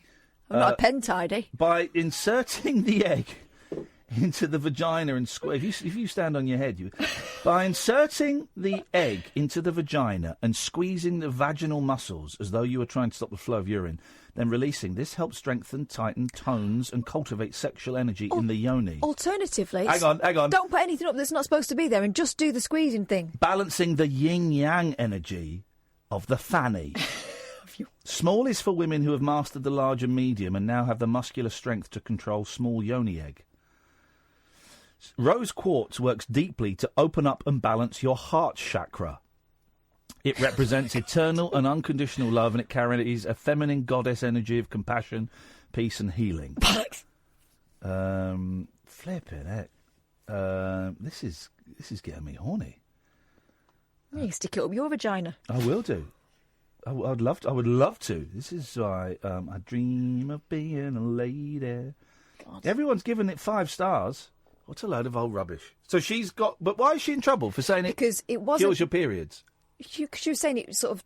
she was making specific health claims rather than just saying, well, just because you can doesn't mean you should. OK. She's not... I mean, she didn't invent them. OK, well, I guess... I am wondering when my mum's put hers. The natural follow-on phone-in from that is, what have you put inside you? 0344 499 1000. And I'm being gender non-specific there, guys as well as gals. Richard's on the line. Good evening, Richard. Evening, you all right? Pick up the phone, mate. I got it. There we go. Thank you, man. What have you got for us tonight, Richard? It's last night. I read about my eyes with tablets. Oh, yes. Oh, it's Richard! You were going to the hospital to get some tablets that have finally been approved. What happened? I've got to wait 4 months to make a decision. Oh. So I'm going to go on the internet and go for 107 quid for a month supply. Hang on. Hang on a minute. So you've got to wait... So what did the doctor say? Crazy, yeah. I'm going to go on the internet and get the same thing. I'll try it myself, 107 quid for a month supply. OK. But are you saying that the hospital want you to go... What? Got to wait 4 months again. It's been 22 years already. Why did they say you've got... Why did they say you've got to wait 4 months? I don't know. They must have given you... Well, you went in and sat in with the doctor? Yeah. And he said... I waited 4 months to see... I've got to see a professor, a neurologist. So I said, no, I've got to go back in 4 months, yeah. But I can get off the internet for 107 quid for a month supply, so I'm going to try that. Oh, man, buying stuff, pills off the internet, that's a dangerous game to play. You don't know what you're going to get, man. No, it's dangerous, but I think it's a reputable company, but hopefully it is. Well, here's the thing, right? And I am telling you not to do it. Yeah. But I am sure there must be loads of people out there that buy medicines offline because they can't get it on the NHS. They can't get it from their GP or their local hospital, so they go online and get it. I don't know what do you get these medicines from abroad? It's an England commoner. From England. Leeds, I think it is.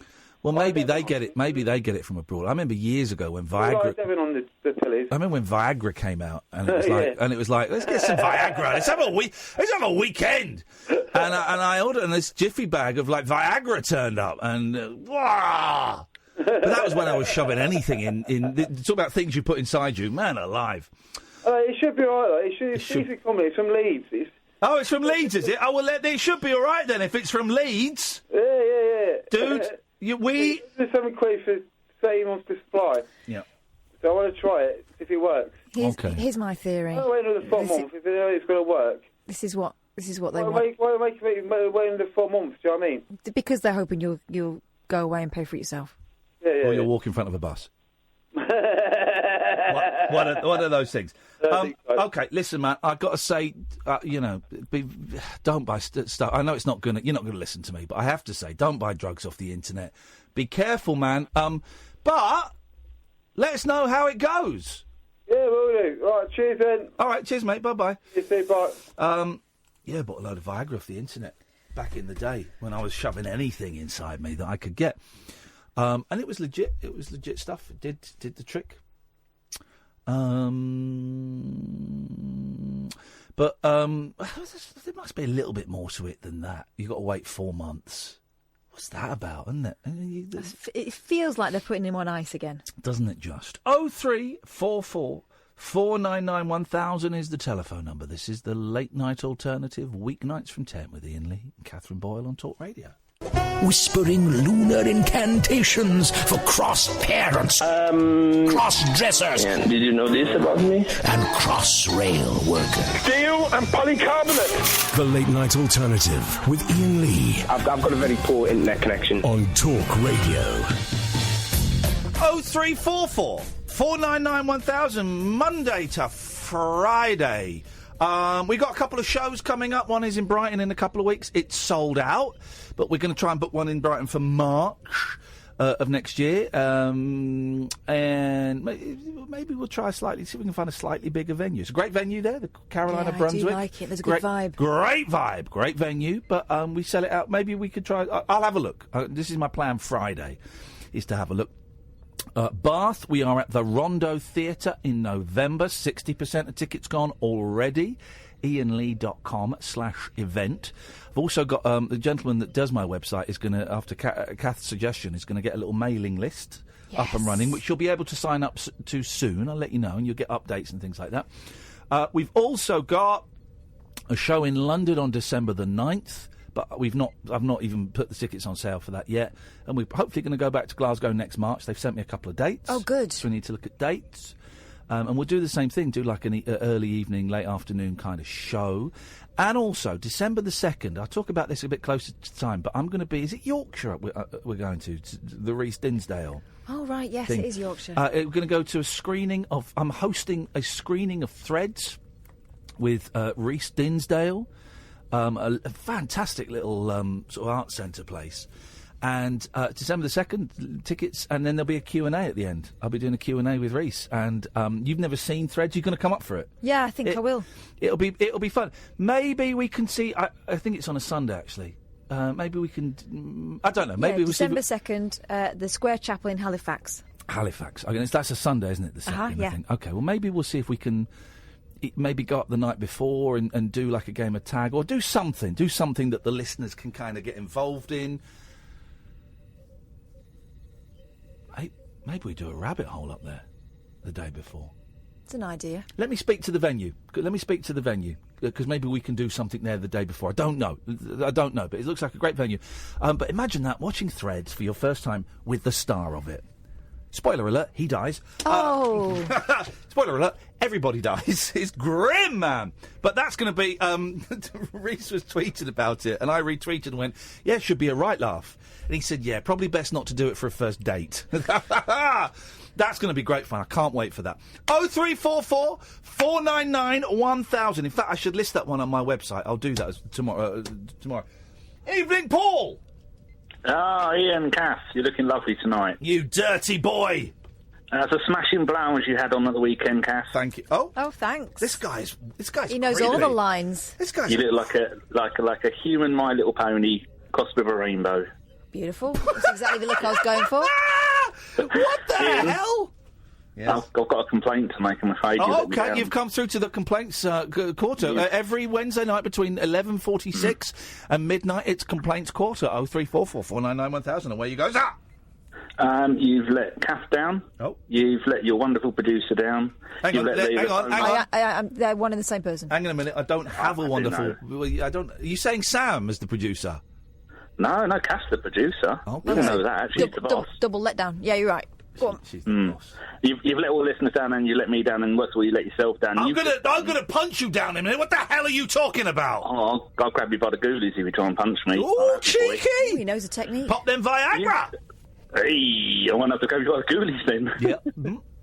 You've just done a 5-minute segment on Lady Gardens. Yeah. And where was George Galloway shouting Fanny all the way through it? Oh, you let yourself down. No, mate. You're so childish. No. I tell you what you are. What am I? I will tell you exactly what you are when I get. You tell me. Hang on a minute. Tell me, boy. I've got to mute that. Hang on. I'm going to tell you. I can't mute that. I'm going to pause that. Turn the volume up there, and then I'm going to go. If only this was still on YouTube. You are a. You're a fanny. You're a cheeky monkey. Wow. Anyway, when's Kath getting the show back? She was much better without you. This guy's a jerk off. True. I mean, You're a jerk off. He's a jerk off. Everybody's a jerk off. Wow. Hate jerk offs. 0344 It's not I've 499 1000 is the telephone number. Ignoring that. I'm going to go get my jacket because it's freezing in here now. Now, here's the thing. Roxanne Pallett, right? Here's my prediction. It's all going to work out all right for her. 6 months, at tops, it'll work out all right for her. And somehow, she will become the nation's sweetheart. I've just got a feeling, because we're Brits, and we like to forgive. So I've just got a feeling that she's going to turn things around. Roxanne Pallett has lost 2 big money jobs after her controversial stint in Celebrity Big Brother. Viewers were fuming after the Emmerdale actress claimed she'd been battered by actor Ryan Thomas during a play fight. Her claims sparked 25,000 complaints to Ofcom from fans who were livid Ryan had been accused of woman beating. Her bosses at Minster FM, where she presented the breakfast show with Brem Fry, have now ditched the most hated woman in Britain. She also waved goodbye to her panto job as Cinderella in this year's production at the Pomegranate Theatre in Chesterfield.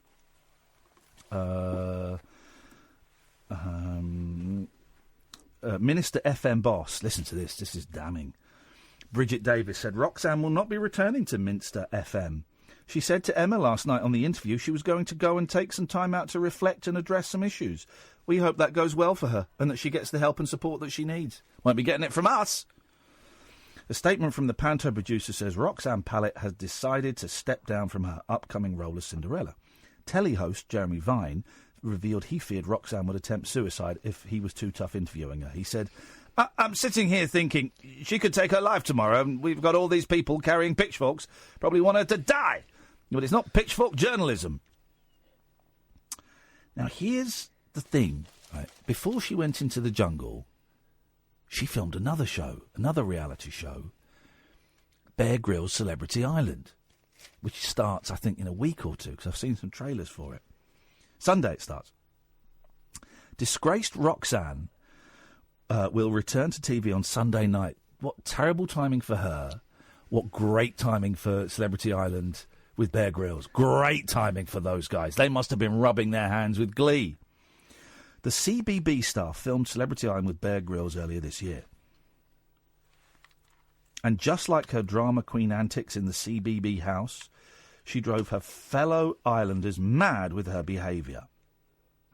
Hollywood actor Eric Roberts, one of the stars stranded on the Isle with her, soon got fed up after she stripped down to a bright pink bikini while everyone else was in jungle gear. She began shouting, "I've turned into some Amazonian ninja woman. I just don't care how I look anymore." Dark Knight actor Eric asks, "Are you saying that to us or to the camera?" And apparently I read in another paper that she leaves after 5 days. She'll turn it round. 6 months' time, tops. By Christmas, she'll be the nation's sweetheart. People have short memories, don't they? She will turn it round. She will turn it round. I've got faith in her. And also, Ryan is going to be all right. In fact, his career is going to take off from this. He'll sort her out. He'll embrace her publicly and say he forgives her. It'll turn everything around. Everyone's hearts will be melted. He'll tell everyone to go easy on her. They'll do an interview together. Here's my prediction. They'll get a spin-off show together. Oh, God, really? Yeah. No. Yeah. Oh, that's how these things work. 0344 499 1000. Good evening, Andy. Hey, Ian. How you doing, man? Very well, Andy. What have you got for us tonight? Evening to you, Kath. I'm angry. Oh, yeah. Go on. And it's very rare that I get angry. Yes. Very, very rare. See, I've lowered my voice into the angry zone now. He's in the Neil Diamond. Oh yeah, Les Misérables zone. Oh, yeah. Oh yeah, Neil Diamond. What the hell was that? That was brown noise. Jeez. That's bordering on my Billy Thorpe impression from the. Hello, Ian. I want to play a game. Hang on a minute. No one goes deeper than me. Hang on, not on my own show. Hang on. Okay, so you can make the deepest note, and it's going to be so deep I can't even say what. I'll go first. Hang on, I'm warming up. Hang on. Go on, man. I'm diving into it.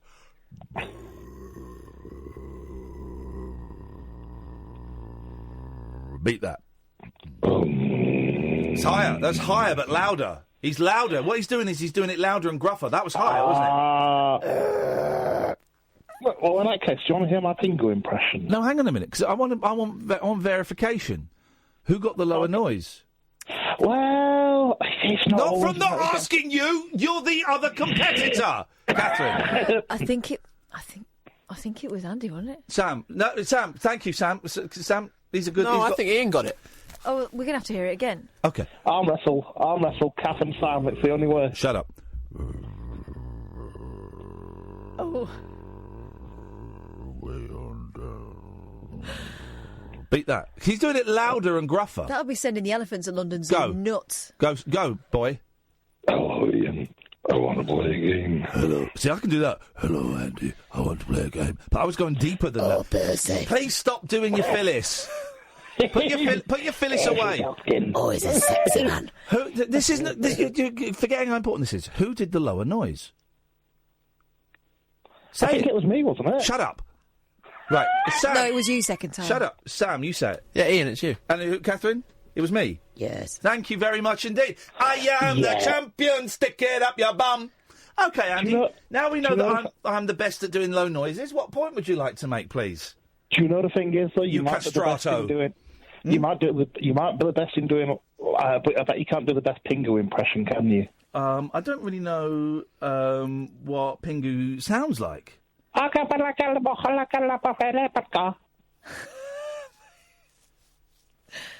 pretty spot on.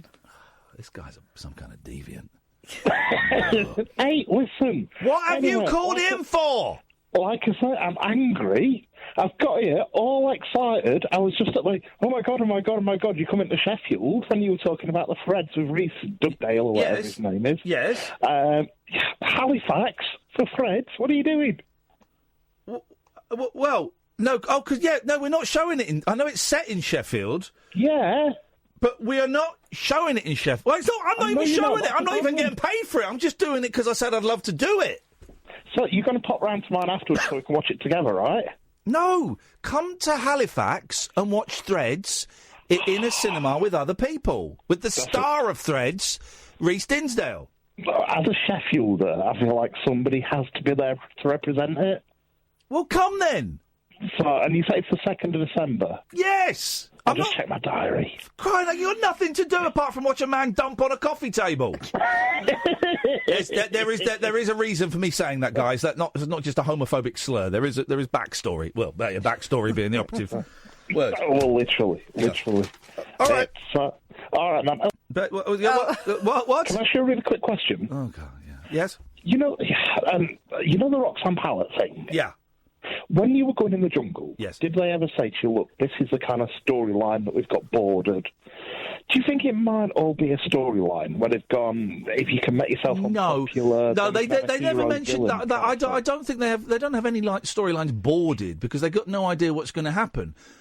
They did kind of have a chat with me and say, you're going to be in the papers, and is there anything you don't want out in the papers because it's probably going to get there?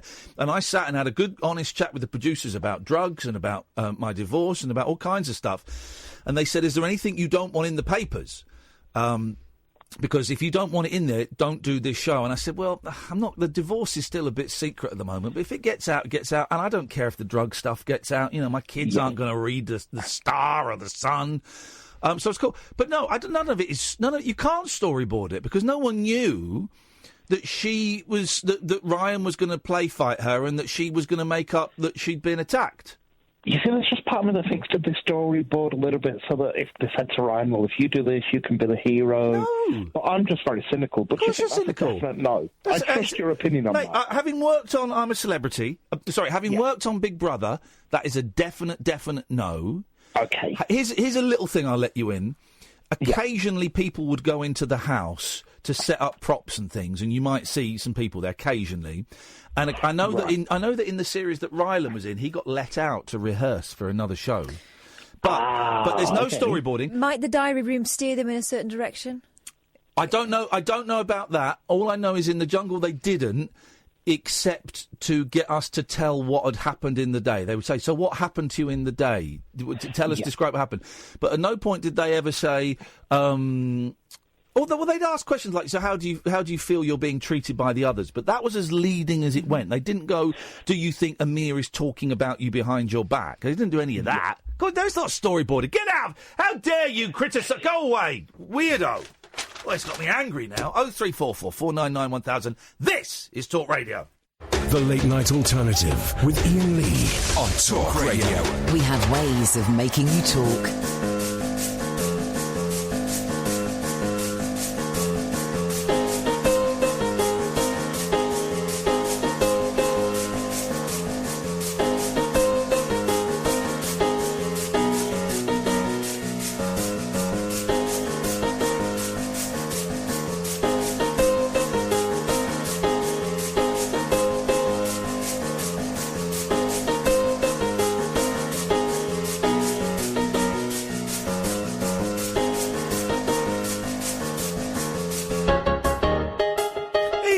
Listener, the last hour of Wednesday night show, the Late Night Alternative, with Iain Lee and Catherine Boyle. You can listen on DAB, download the Talk Radio app, or go to talkradio.co.uk.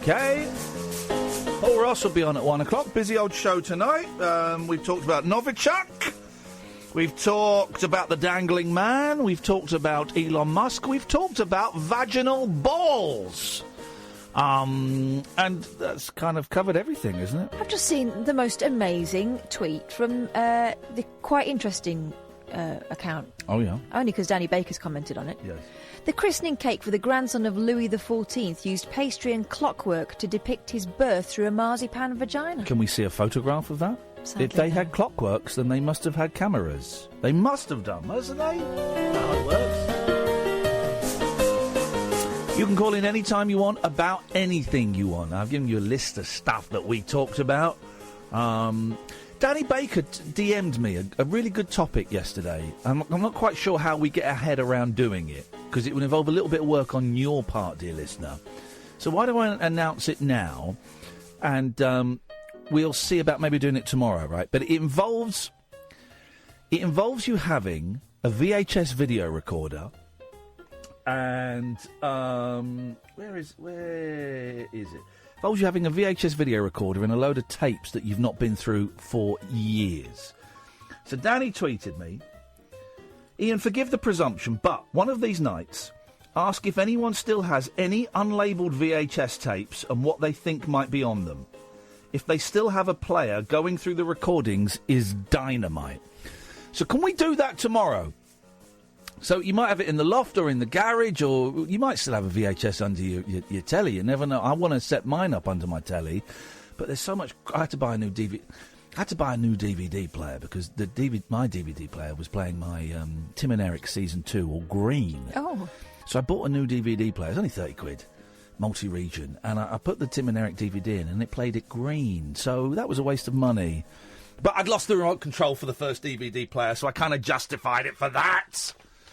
But, yeah, I haven't got room under the telly, because I've got the Xbox, PlayStation, hooky movie box. I haven't got a hooky movie box. What's that? Who's whistling? Snoopy. Bloody Snoopy, idiot. There's not room for the VHS under there, but I would love to. But so can we do that tomorrow? We might not get any uptake on it, but it'll be fun. So if you've got any unlabelled VHS tapes, just hold them and see if you can sense what is in them. And if you've got a VHS player, we'll scan through them. We'll do that tomorrow. We talked yesterday about McCabe's... What was it called? Angela's Psychic Channel. Oh, gosh. Hang on. I've subscribed, so I should be able to find it quite easily. I don't know how I find channels I've subscribed to. Here we go. Subscriptions on the left. Oh, yeah. McCabe's Paranormal Activities. Oh, hang on. She's done a thing for us. Yeah, I know. Exactly. So we'll go... They're quite long, but she's done a tarot reading for me and a tarot reading for Catherine Boyle, right? Fair play. She's got 75 subscribers. The videos are quite long. So we'll start with mine. 12 minutes. We won't listen to it. Everyone, welcome to my channel. I decided to show you this portrait. is me. Because when you look close up on videos, you look a bit... doesn't look like you. So I decided to show you that I've lost 4 stone in 2 years. And... Congratulations. Quite big. Well done. Get to the tarot reading for me, Skinny. It just looked like when you close up on videos. I don't like close up videos. And, get some big trousers out and pull the waistband. So, do some squats. I want to thank Iain Lee. Thank you. And Catherine Boyle for the marketing of my channel. Absolute pleasure. Get to the tarot reading. I know Iain Lee don't believe in the cards, but I am going to attempt to give him a reading. Here we go! And Iain Lee, you've got some decisions to make. I've been told that one decision you have to really make, and it won't affect too many people, but it will affect the closest around you. And I'm going to leave that with you, because when I've heard you listen, I've listened to you for weeks now. You've got it in your voice. Your voice tells people that you've got something else on your mind. Oh, and my words. I'm going to give you the card reading. Okay. So I'm coming over here. We're going over to the card reading. Nice pad she's got, isn't it? Lovely. Quite noisy traffic. Yep. Shut the window next time. I've got a table. And thank you for the 2 new subscribers. What I'm going to do one day, go write everyone's names out so I know who's who. Just get to my reading, Angela McCabe. Here we go. I've decided to carry on using the witch's card. My dears. Do you mind if I jump forward a bit? I wish you would. Something different today. I'm going to take my time. I like recorded videos sometimes. I was taking the time. Right. And it's definitely not a man, Ian. It's a woman. Ooh. So hang on, it's getting horny. Hang on, let's go back with it. It's getting horny. It's getting horny. Let's go back with it. Can I make a suggestion, Angela, if you're listening? Put some music on. No, and, don't. And shut the window. We can barely hear her anyway. I know, Here we go. Atmos. Yeah, you thought so. Right, I picked a lovely card for you, Ian. It's called The Lovers, and I think you got something to tell everyone. But oh God, don't! You know, it gave it away last night, I think. But I'm not guessing, but I know. But at the end of the day, it's up to you guys. You want to be together. That's your business, isn't it? Keep it quiet. What the? And I think you two would be good for each other. Who? At this time and moment. And you sound happier than the last few months. Who? Yeah, it's Who is been it? difficult for you, but you've kept it together.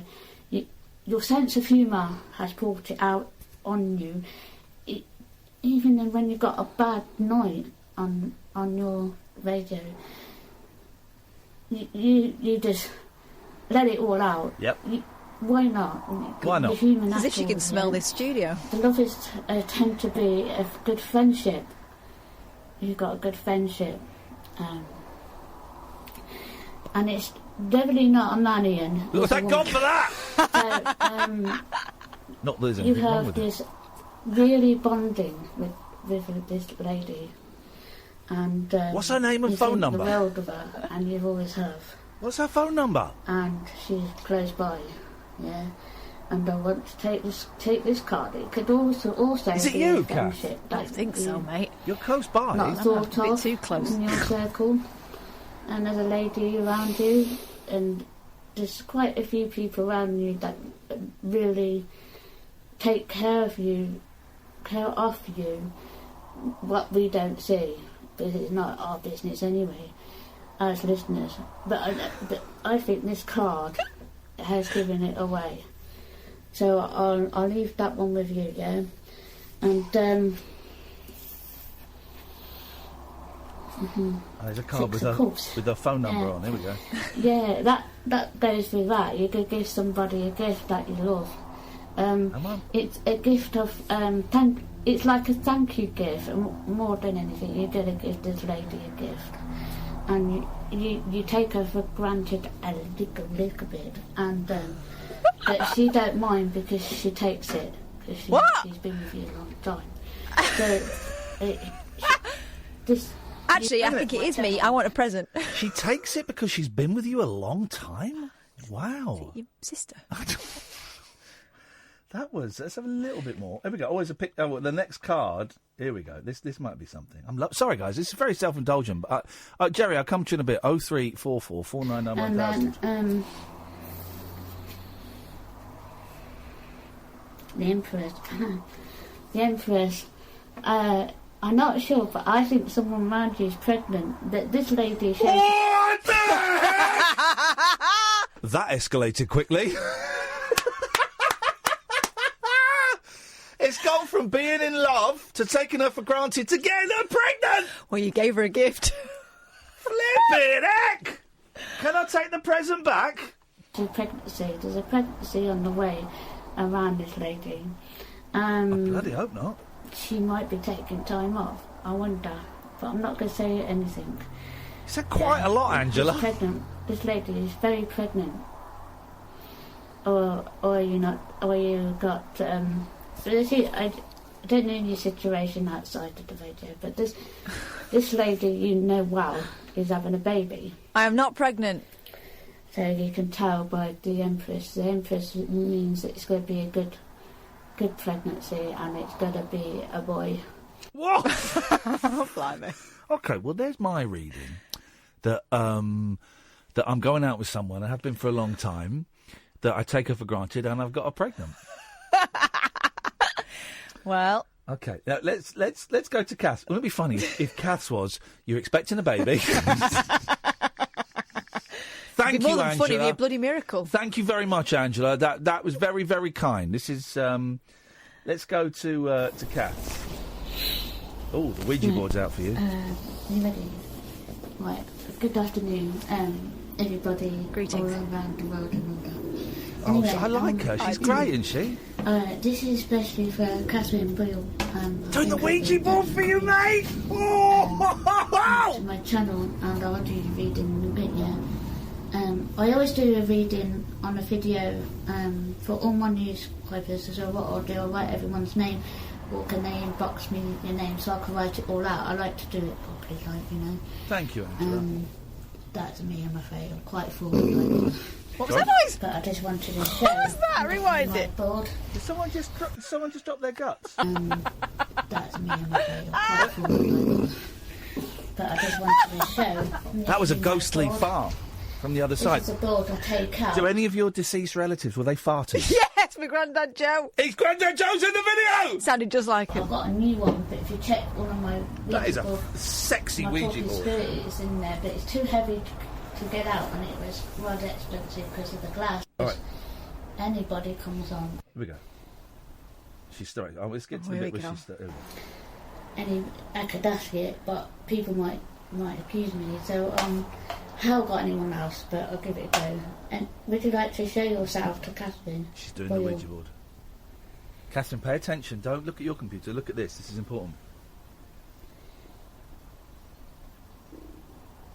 No, they won't, because they know I think it's Me bollocks. too. Can you show yourself? Yes, it's pointing to yes. A message for you. Oh! Here comes the message. This is freak. I'll tweet this in a minute.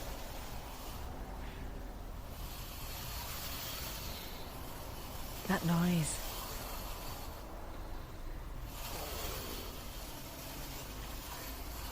I can't see what it's spelling.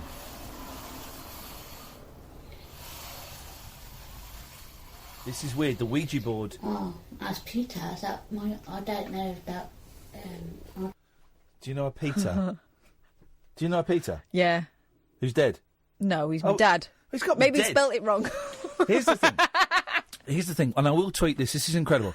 So the planchette, the pointer on the Ouija board, is moving entirely by itself. The only thing touching it are Angela's fingers. That's the only thing touching it, and it's moving completely by itself. Well, with Angela's fingers.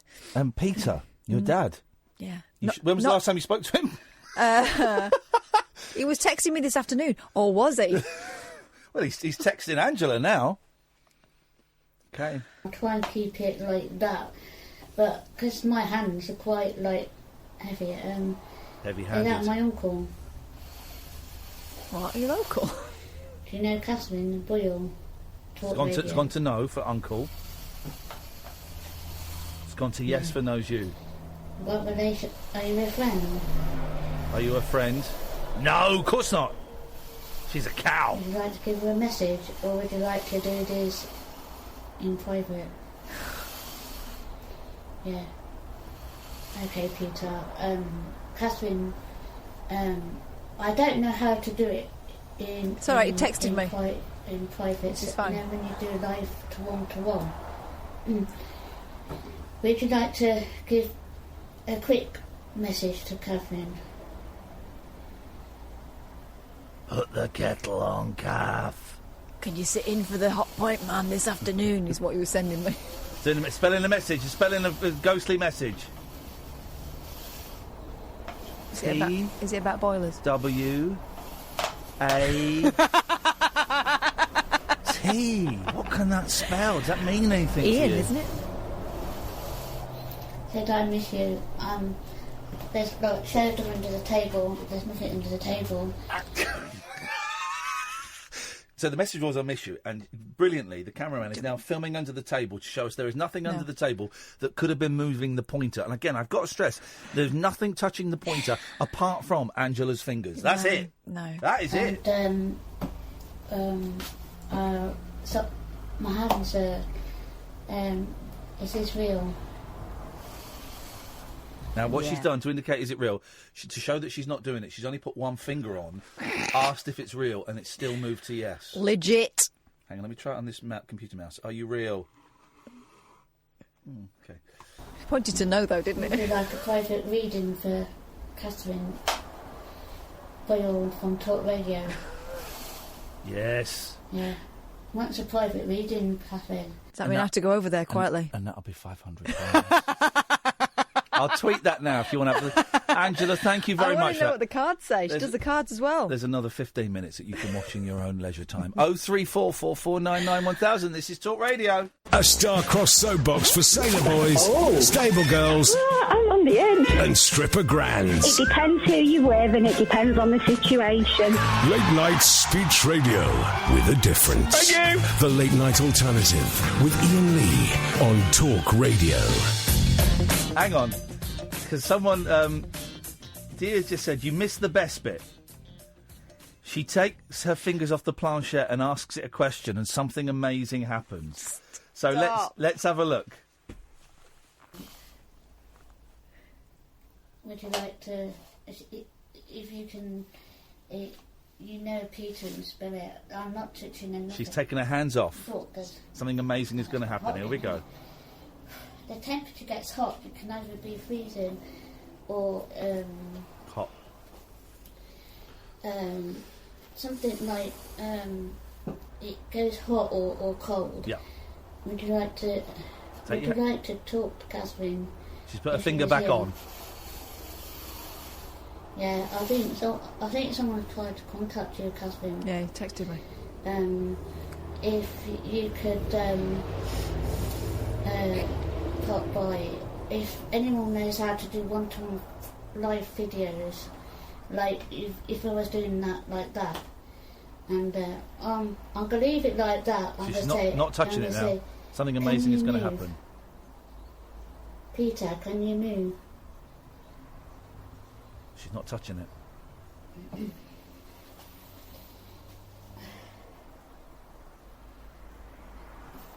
Peter, if you can move, could you give a message to Catherine? The plot pointer isn't moving yet. Trying to move. Sorry? Getting closer. Please, can you just give us a sign?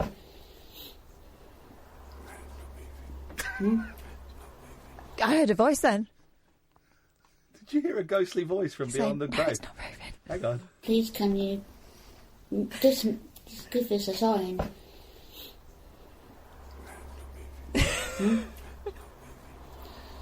Yeah, but it moved for me, and I haven't touched it. There was nothing under there, and I'm right-handed. Oh, let's go. We got a star. I've got on the line. willies. Right up her. Ladies and gentlemen, it's Angela. Yes, Angela. Hi, Ian, Katherine. Thank you so much for our psychic readings. No, I know it's just a little bit of fun. Oh no! What a thrill! I've got a woman pregnant, have I? No, there's somebody like around you, like a sister or a relative. Bit of surprise, but the man called Peter, I think he's a friend, Catherine. Well, Matt has just tweeted. Could this be accurate? Matt has tweeted this. I bet Peter is the unborn secret love tryst ghost baby Kath is expecting with Ian. Could Peter be the baby? It's what my dad would want me to name that child after him. He's a very traditional man, and I'm sure he would be open to that. Not. Oh, right. Catherine is not pregnant with my child. Are you? No, I know. Do you know what? Sorry, I just glimpsed over just for a second. You do not look like Paul McCartney. Can I take a picture of you like that? Come for, don't touch the hair, don't touch the hair. Push the hair up a little bit. Hang on a minute. You do not look like McCartney. I got a touch of the McCartneys about you. No, just look normal. Stop being a dick. That is McCartney! Oh, I'm tweeting that. Let me see. That is. Hang on a Don't you minute. tweet anything without my say so. It's McCartney, isn't it? Isn't it? Is it because my hair's slightly red? Right, I'll tweet that in a minute. Right, sorry, Angela. We're in a very silly mood tonight. That's all right. Some strange things have been going on today, so Yeah. I gave. Have you had the willies up you as well? No. Would you like them? It's just a bit strange. You know, when you think you've done something but you haven't. I'm calling that picture McCatherine. Yeah. But is there like it seems weird that the name Peter came along. Well, And that's Catherine's dad's name, and he's not dead. Yeah, I know. It's weird, isn't but it? he was trying to contact me today, and I had my phone switched to silent. And I hate to say this, Catherine, fingers in your ears, he will die one day. Is there anyone else in spirit that's a friend? Called Peter? No. Think Anyone about you it. forgot? Yeah, anyone you forgot? Have you forgotten someone called Forgot. Peter? I forgot. No, I don't know any. My brother-in-law's called Peter. Oh, when did he die? He's also very much alive. It was his birthday, in fact, a couple of days ago. I gave him. But it doesn't have to be alive. It doesn't have to be dead, but you can be trying to get a message. Oh, okay. Oh, well, both of them have messaged me recently, yes. Yeah, so just one of those things. But I just wish I had a bit more help. But my team's not till after next week, but we're going outside next week. Oh, I love it. I love it. You really dig this stuff, don't you, Angela? I enjoy it. It's something for me to focus after, like, Jim died, and I just wanted to forget a little bit, and then... Yeah. And there's, like, something to do. I want to give back. And I know I can't have a 9-to-5 job, but I just wanted to make it listen, we were so thrilled. I didn't spot this, and a couple of people messaged us today and said, Angela's done readings for you both. And then I look and see you've gone up from like 20 subscribers to 77 subscribers. Let's see if we can push it up to 100, the magic 100. If you want to subscribe, it's McCabe's Paranormal Activities, MCCABES, Paranormal Activities. It's on YouTube. You can subscribe. Come on, guys. Let's get it. Hey, we're up to 80. Yes! Another 20. Come on. And let's see if we can get it up to the magic 100. Well, next week we're going to... what we'd like to do is a bit more outside because everyone's back at school now, so it'd be a bit peaceful. Right, dogging. Ghost dogging. Maybe you get bummed by Henry VIII. Oh, no, I don't want him. He's evil, isn't he? Oh, dear. But I had a bit bad day with my hips today, so... Oh, well, you don't want to get bummed then if you got bad hips. He's a big fella. He'll rip you apart. Yeah. Like a chicken drumstick. Sink his teeth into you and then toss you over his shoulder. That's Henry VIII. Cold lover. Cold lover. Well, Angela, listen, it's really nice to talk to you. Thank you for doing that, and thanks for calling in, and maybe we'll speak later in the week. OK, thank you very much. Cheers, my dears. Ta-ta. 0344 499 1000. Jerry, I promise you'll be next, then it'll be Manny. This is Talk Radio. Closing time conversation for tax inspectors, taxi drivers, and taxidermists. Great big talk for the wee small hours. You've been trolling me big time, mate. The Late Night Alternative with Iain Lee on Talk Radio. We've worked out who Peter is. We think it's Pete Best. Pete Best is still alive as well. She said he might be still alive, but he wants to contact us. Oh, God, I'm so glad we don't stream this show on YouTube anymore, because that last few minutes was awful. I've just tweeted a picture of Catherine. Honestly, she looks so much like Paul McCartney tonight. And no one's disagreeing. It really does. Oh, God. Right. By the way, do you remember when Paul gave us this? Hi there. Paul speaking. Listen, I need your help. All I want you to do is just log in on pledge.meatfreemondays.com and pledge your support to the idea of Meat Free Mondays. You can do it right now, please. I need your help. Please do it. We'll send all these pledges to the politicians, and then they'll do something about it. So I need your help. Please, just log in, pledge.meatfreemondays, or one word, .com. Pledge.meatfreemondays.com. Pledge.meatfreemondays.com. Pledge.meatfreemondays.com. You can do it right now, please. I forgot about that. Classic. Just play the last bit again. I love that. Yeah. Hang on a minute. I've lost it. He's just so musical. He makes everything into a song. You can do it right now, please. Come, you can do it right now, please. But he doesn't always make the song into a black man's accent. Which is what that was awful. That is what he's doing there. Oh dear. He's popping up on a couple of podcasts that I've listened to, and won't come on this show. Come on, Macca. Come on, Macca. Come on. Let's go to Jerry. Good evening, Jerry. Sorry, we kept you waiting for a long, long time, but I hope you understand that the dead are more important than the living. Yeah, I'm hanging on. Not very well. You're not very well? No. Uh-oh. I paid £10 for the premature ejaculation mixer. You paid £10 for a premature ejaculation mixer? Mixer, Frankie Goes to Hollywood. What is he talking about? You did what? Frankie Goes to Hollywood, the ejaculation mix. Premature. For the last 10 seconds.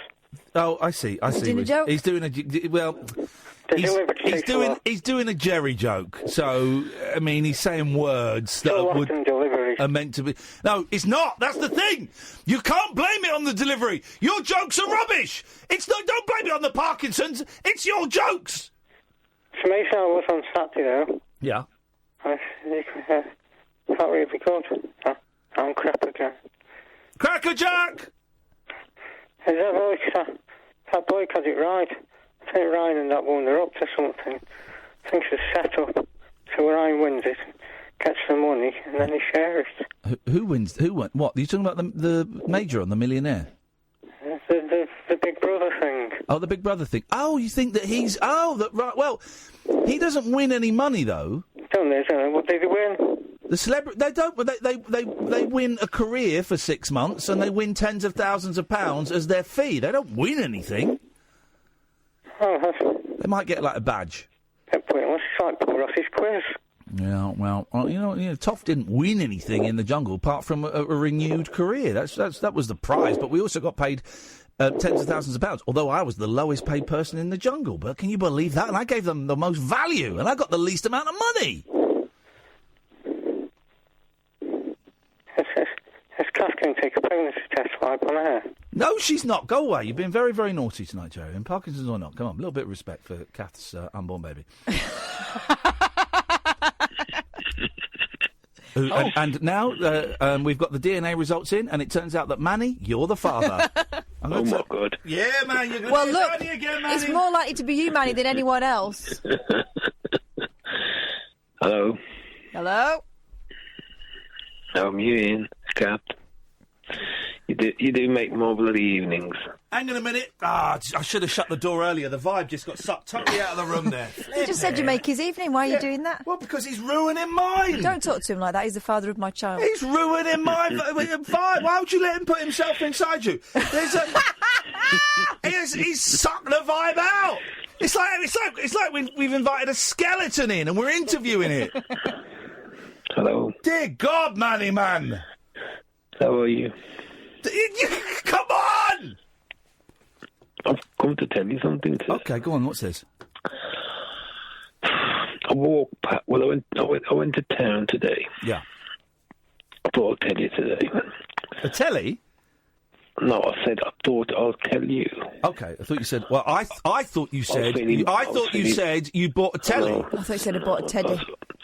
I was feeling that bad. I bought a Stanley knife. Oh, Manny! I sat on this bench. Manny! I sat on this bloody bench. Yeah. In a quiet place. Serious heads are on now. Serious heads are on. And I put my jacket up a little bit. And I was so tempted today. Yeah. Really. It just pisses me off. I want to go back to work. I used to work. I can't bloody work. Pisses me off. Okay. Sitting home, dossing. Very tempted today.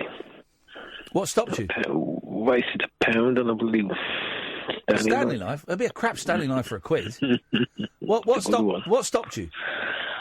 I don't know. So if I do that, they're not going to get any insurance money, and they're going to suicide. Is that I don't believe that's what stopped you. I don't believe that's what stopped you. What stopped you? That didn't stop me. Just I don't know. But something stopped you. So was the knife pressing your flesh? No, I had it out. Right, I had my sleeve up. So you were close. Yeah, I was close. But something must have stopped you, man. Just a void in my bloody head. Yeah, but something must have stopped you. Try and think. What was it? What was it? You had it there. You had the opportunity to end it all there, right?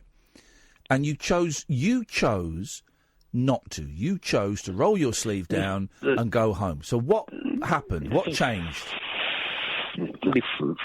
Family comes into your doesn't it? Go on. So what did you think? Don't give me the vague stuff. Tell me the specifics. What did you think? Just about the family, the kids. Yeah. What did you think about the kids? My daughter's getting married next year, and I thought I'm going to miss this. Here we go. You're going to miss your daughter's wedding. Do you like her boyfriend? Yeah, very nice. Is he a good lad? Yeah. Yeah. Are they going to have kids? Do you know? Is that talking about kids in the future? Well, get married, they probably will. Yeah, and grandchildren. Okay. When's going to uni this year? When's the wedding? When's the wedding?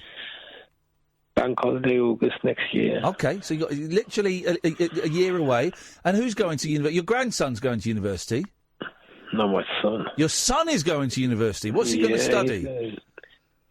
chartered accountancy. Hey, there's a lot of money in chartered accountancy. Yeah. It's not a sexy one, but it's a well-paid one, and he'll never be out of work.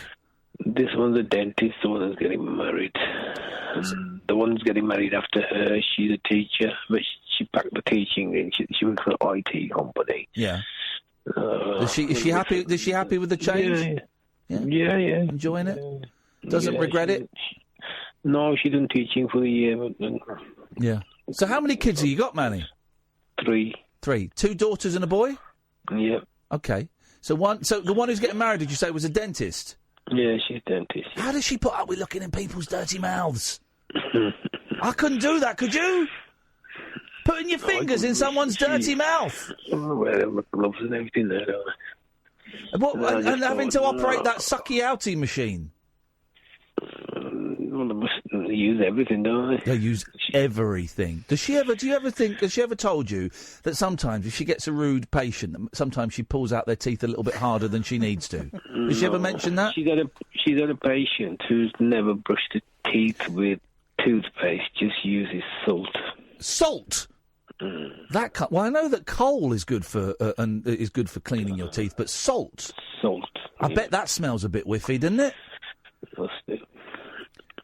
But then again, I thought, if I do this, then it's in the middle of a bloody. That's all right. It's a yellow card. Don't worry. It's a yellow card. We're cool. Their dad, her husband, bloody done that. You know, people talk, but then it was more about the kids and family. Yeah, exactly. Well, forget everyone else. Very tempted. Okay, forget everyone else, though. Focus on the kids. So you got your wedding next. And where is it happening? Is it happening in Birmingham? It's happening in Droitwich in the Chateau something. Beautiful. Big do? How many people are going? Yeah, about 600. How does it work, these? Oh, Asian wedding. Wedding, of course it's 600. How does it work these days? Is it still the dad of the bride that pays, or does it get split a bit more? It started to. Right, get split. So 600. 600 for the meal. 600 people. Yeah, for the meal. For everything starts from 12. It's a big old do. Those Asian weddings are great. Yeah. And they have the best food, man. They do. They have the best food, and there's always too much of it. Even for a wedding with 600 people, there will be too much food. Whiskey, vodka, all on the table. You can't. And here's the thing, Manny. Right, you've been dealt a really crappy hand of cards with your eyes and everything, right? But, you are a great dad. You are a great dad, right? And how proud are you going to be sat at the main table of your daughter's wedding next year in front of those 600 people? How proud are you going to be, man?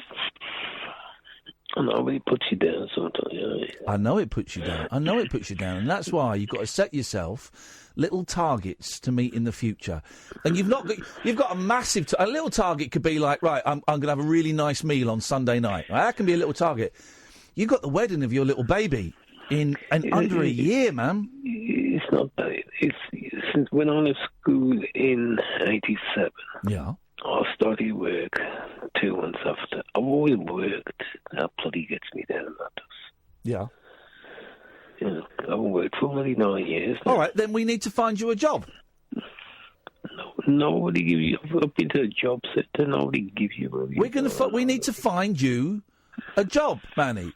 So you live in Birmingham, Wolverhampton? Wolverhampton. I'll do toilet cleaning, anything, yeah. All right, okay, well, this is our mission, is to find you a job. Right? Yeah. So you live in Wolverhampton, and you're completely blind. You got a little bit of sight, but it's getting worse, isn't it? Yeah. Got a bit of just I can see people. I can't see their faces. I can see you walking about. I can't see a face or anything. And you just want to be productive. Yeah. Right. Here's what we're going to do, Katherine. And this is going to take a little while, Manny. This is our project. Can we find? First of all, because I don't know how you go helping someone with visual difficulty as a job, right? There's got to be a charity Not saying you're a charity case, Manny, but there will be a charity that can give me a little bit more information on who I can speak to about trying to get a job. Yeah. There's got to be Royal someone... Society for the Blind, surely. Beautiful. The job centre don't even help. Screw those losers! Screw the job centre, they're losers! They are. They don't even give people who can see jobs, so screw those guys. I tell you what we're going to... I tell you what we're going to do. There's no, because of your sight, there's nothing you can do. I tell you what we're going to do. Are you around Friday night, Manny? I am. Right, tomorrow night we've got a guest coming on who's going to talk about a radio show that she's made that is brilliant. I talked about it last night and I'll tweet tomorrow, right? How about Friday at 10 o'clock, we see if we can get someone on from the RSPB? RNIB. Lifeboats? Royal National Institute for the Blind. I made myself laugh with that. Let's see if we can get someone on. It's a bit short notice. Let's see if we can get someone on at 10 o'clock on Friday who can tell us how we can help our friend Manny try and make him feel like he's being a productive member of society and that he's got a few quid coming in and he's doing something. It's not the money. I don't want the money. No, I know, but you know you're not going to get rich. But I do think that the transaction of someone doing a service and then someone else giving that person money, it makes you feel more valued. Even if it's only a few quid, it makes people feel like they are contributing. I've told the people in Wolverhampton, the blind centre, and they say, well, we don't do things like Screw those losers! I'm sick of those losers! Screw those losers! Manny, listen, man, can we give you... All it is, I bloody work since I was at school. Yeah, you're a grafter. I don't like really getting dole money, you know what I mean? Well, not dole money, disability living allowance, whatever it's called. I don't like getting that. I don't want it. I don't really work.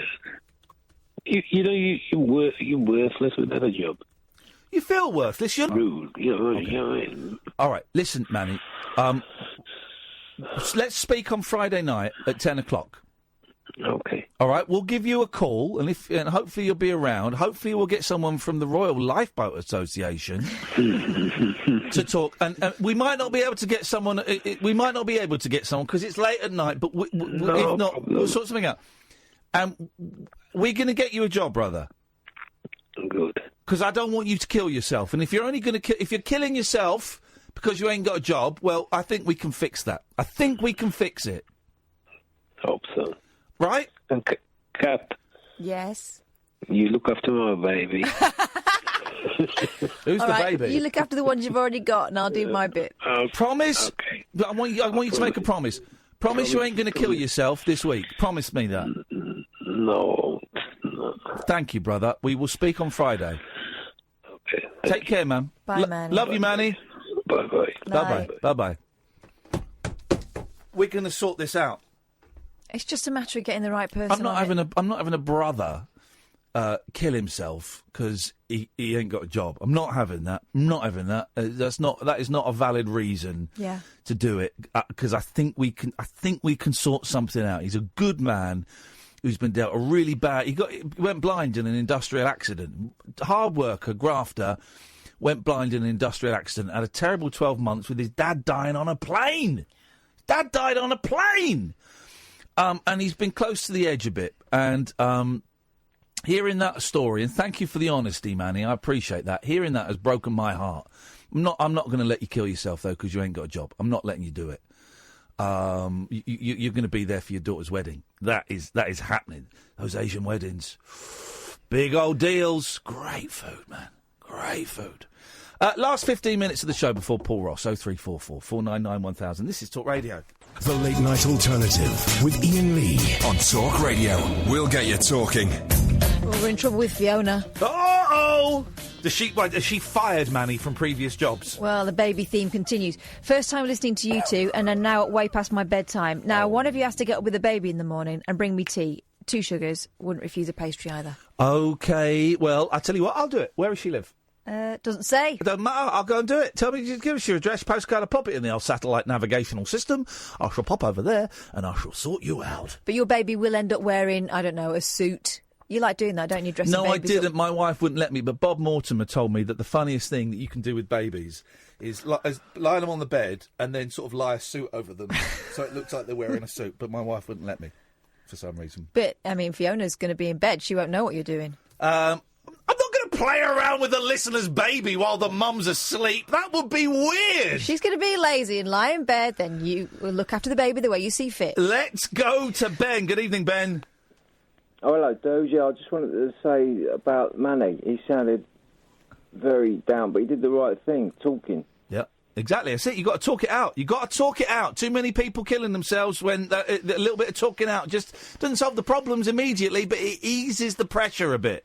That's right, yeah. It dawned on me. I watched that Mate guy, Gabriel Mate. The word depression just means to push down. We depress, if you depress a piece of steel, you push it down. Yep. And all we do is, I've had it, we've all had depression, but the actual word means to push, so we're just pushing our feelings down. The only way to get rid of them is to talk about it. All forms of therapy are just talking, really, at the end of the day. Yep. The tablets don't work, they can quieten things down. Well, but at the end the of tablets day, do. The tablets do work for some people. No, they do, yeah. But you, at some point, we have to talk and cry and get it all out, and we slowly get better. Now, I had a good old cry today. Now, wrong with having a good old cry. I didn't talk about that in the end, but never mind. Maybe later in the week. But yeah, nothing wrong with that. That's it, man. He did the right thing, though. He'll be all right. But Manny has been through a lot. Industrial accident, sent him blind. And I don't know how anyone would cope with that. But he's a strong man, and he's going to be all right. We'll sort him out. He will, yeah. Nice one, Ben. Yeah, cheers, dude. Thank you, mate. Cheers for the call. Appreciate it. Let's go to... it's Fake Sheila. Good evening, Fake Sheila. Fake Sheila. Why am I Fake Sheila? It says on my screen, Sheila, Fake Sheila. I can only read what it says. Sheila, Fake Sheila. I am the real Sheila. It says on my screen, you're the fake Sheila. And that's exactly what Fake Sheila would say. Isn't it just? Catherine knows because I had a good chat with her when you were away. Well, Catherine seems to be on my side, don't you, Kath? Well... Oh, Fake Sheila! Thing is, you're trying too hard to sound like Sheila. Okay, it's about me being... Hello, Ian. Hello, Fake Sheila. What have you got for us tonight? Hiya. Really? How can you be so perky at 10 to 1 when we're all winding down and suddenly this lunatic's phoned up? Because I didn't want to call a lot earlier. I was like, picking myself up. I'm going to phone him, and now I phoned you. Well, you phoned in. Excellent stuff. What can we do for you? I'm worried about you. Oh, because I've got a mystery woman pregnant. Apparently. You put things on Facebook today, and they didn't sound like... No, I don't do Facebook. Twitter. Sorry, something... I had a lousy day today, Fake Sheila. I had a lousy day, yeah. It was a bit emotion. Yes, there were things on Twitter and stuff, and I thought, that's not Ian. Yeah. Doesn't sound anything like Ian. It's a bit... Well, I kind of, after the show last night, I kind of sank a bit anyway. I've been feeling really good.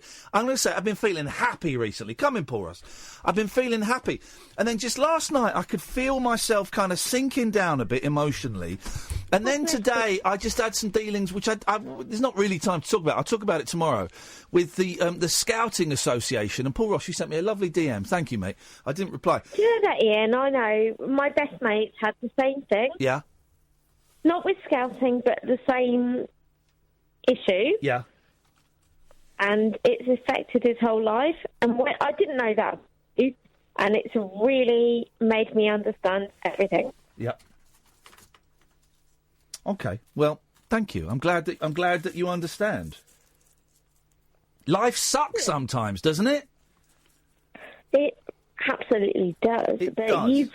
You've made yourself. I smashed it today. Smashed it all. Yeah, smashed it. Not just today, darling. You smashed it. Oh, Sheila, fake Sheila. Let's not confuse you with the real Sheila. Is she allowed to call him darling? Is she allowed to say darling? I encourage it. Is that not hashtag me too? You don't know who she is. We can't trace her. I insist, Paul. This is the thing. I insist that all my female and my attractive male callers call me darling. I insist it. I don't care if it's old-fashioned. Oh, darling, like Richard Attenborough and Noel Coward. Sheila, fake Sheila. I've got to cut you off. Love you, baby. Nice okay, fine. Well, that's a step too far, isn't it? Love you. But I love you too, baby. She's been inhaling helium. She's Are you like a cartoon pregnant, person. Sheila? We're just narrowing the field down. Apparently I've got a mystery woman pregnant, according to Angela, who read my tarot. I heard that earlier on. Yeah. That was remarkable, groundbreaking radio, and then some. I love that. Hey? She'll do one for you if you want, Paul. I bet she will. Yeah. What? Behave yourself. End of the Piers show. She sent me a very nice tweet, thank you. Okay. What is on your show today? Well, we've got a bit of a star-studded show today because the ebullient, some say irritating Josh Rom has been on 2 red carpets today. I know which side I come down on. Ebullient. He's been on the House with a Clock in its Walls. He's got Jack Black. He's got Kate Blanchett.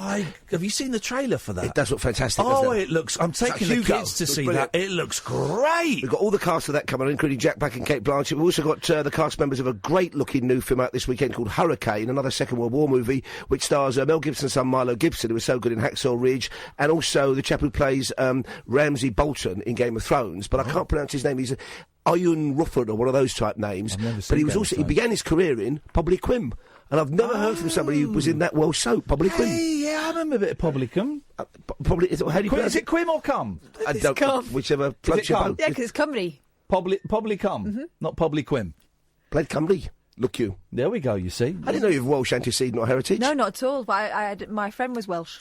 Don't you think Kath's got a little bit of the Paul McCartney's about her tonight? You mean the Conquerins? Yeah!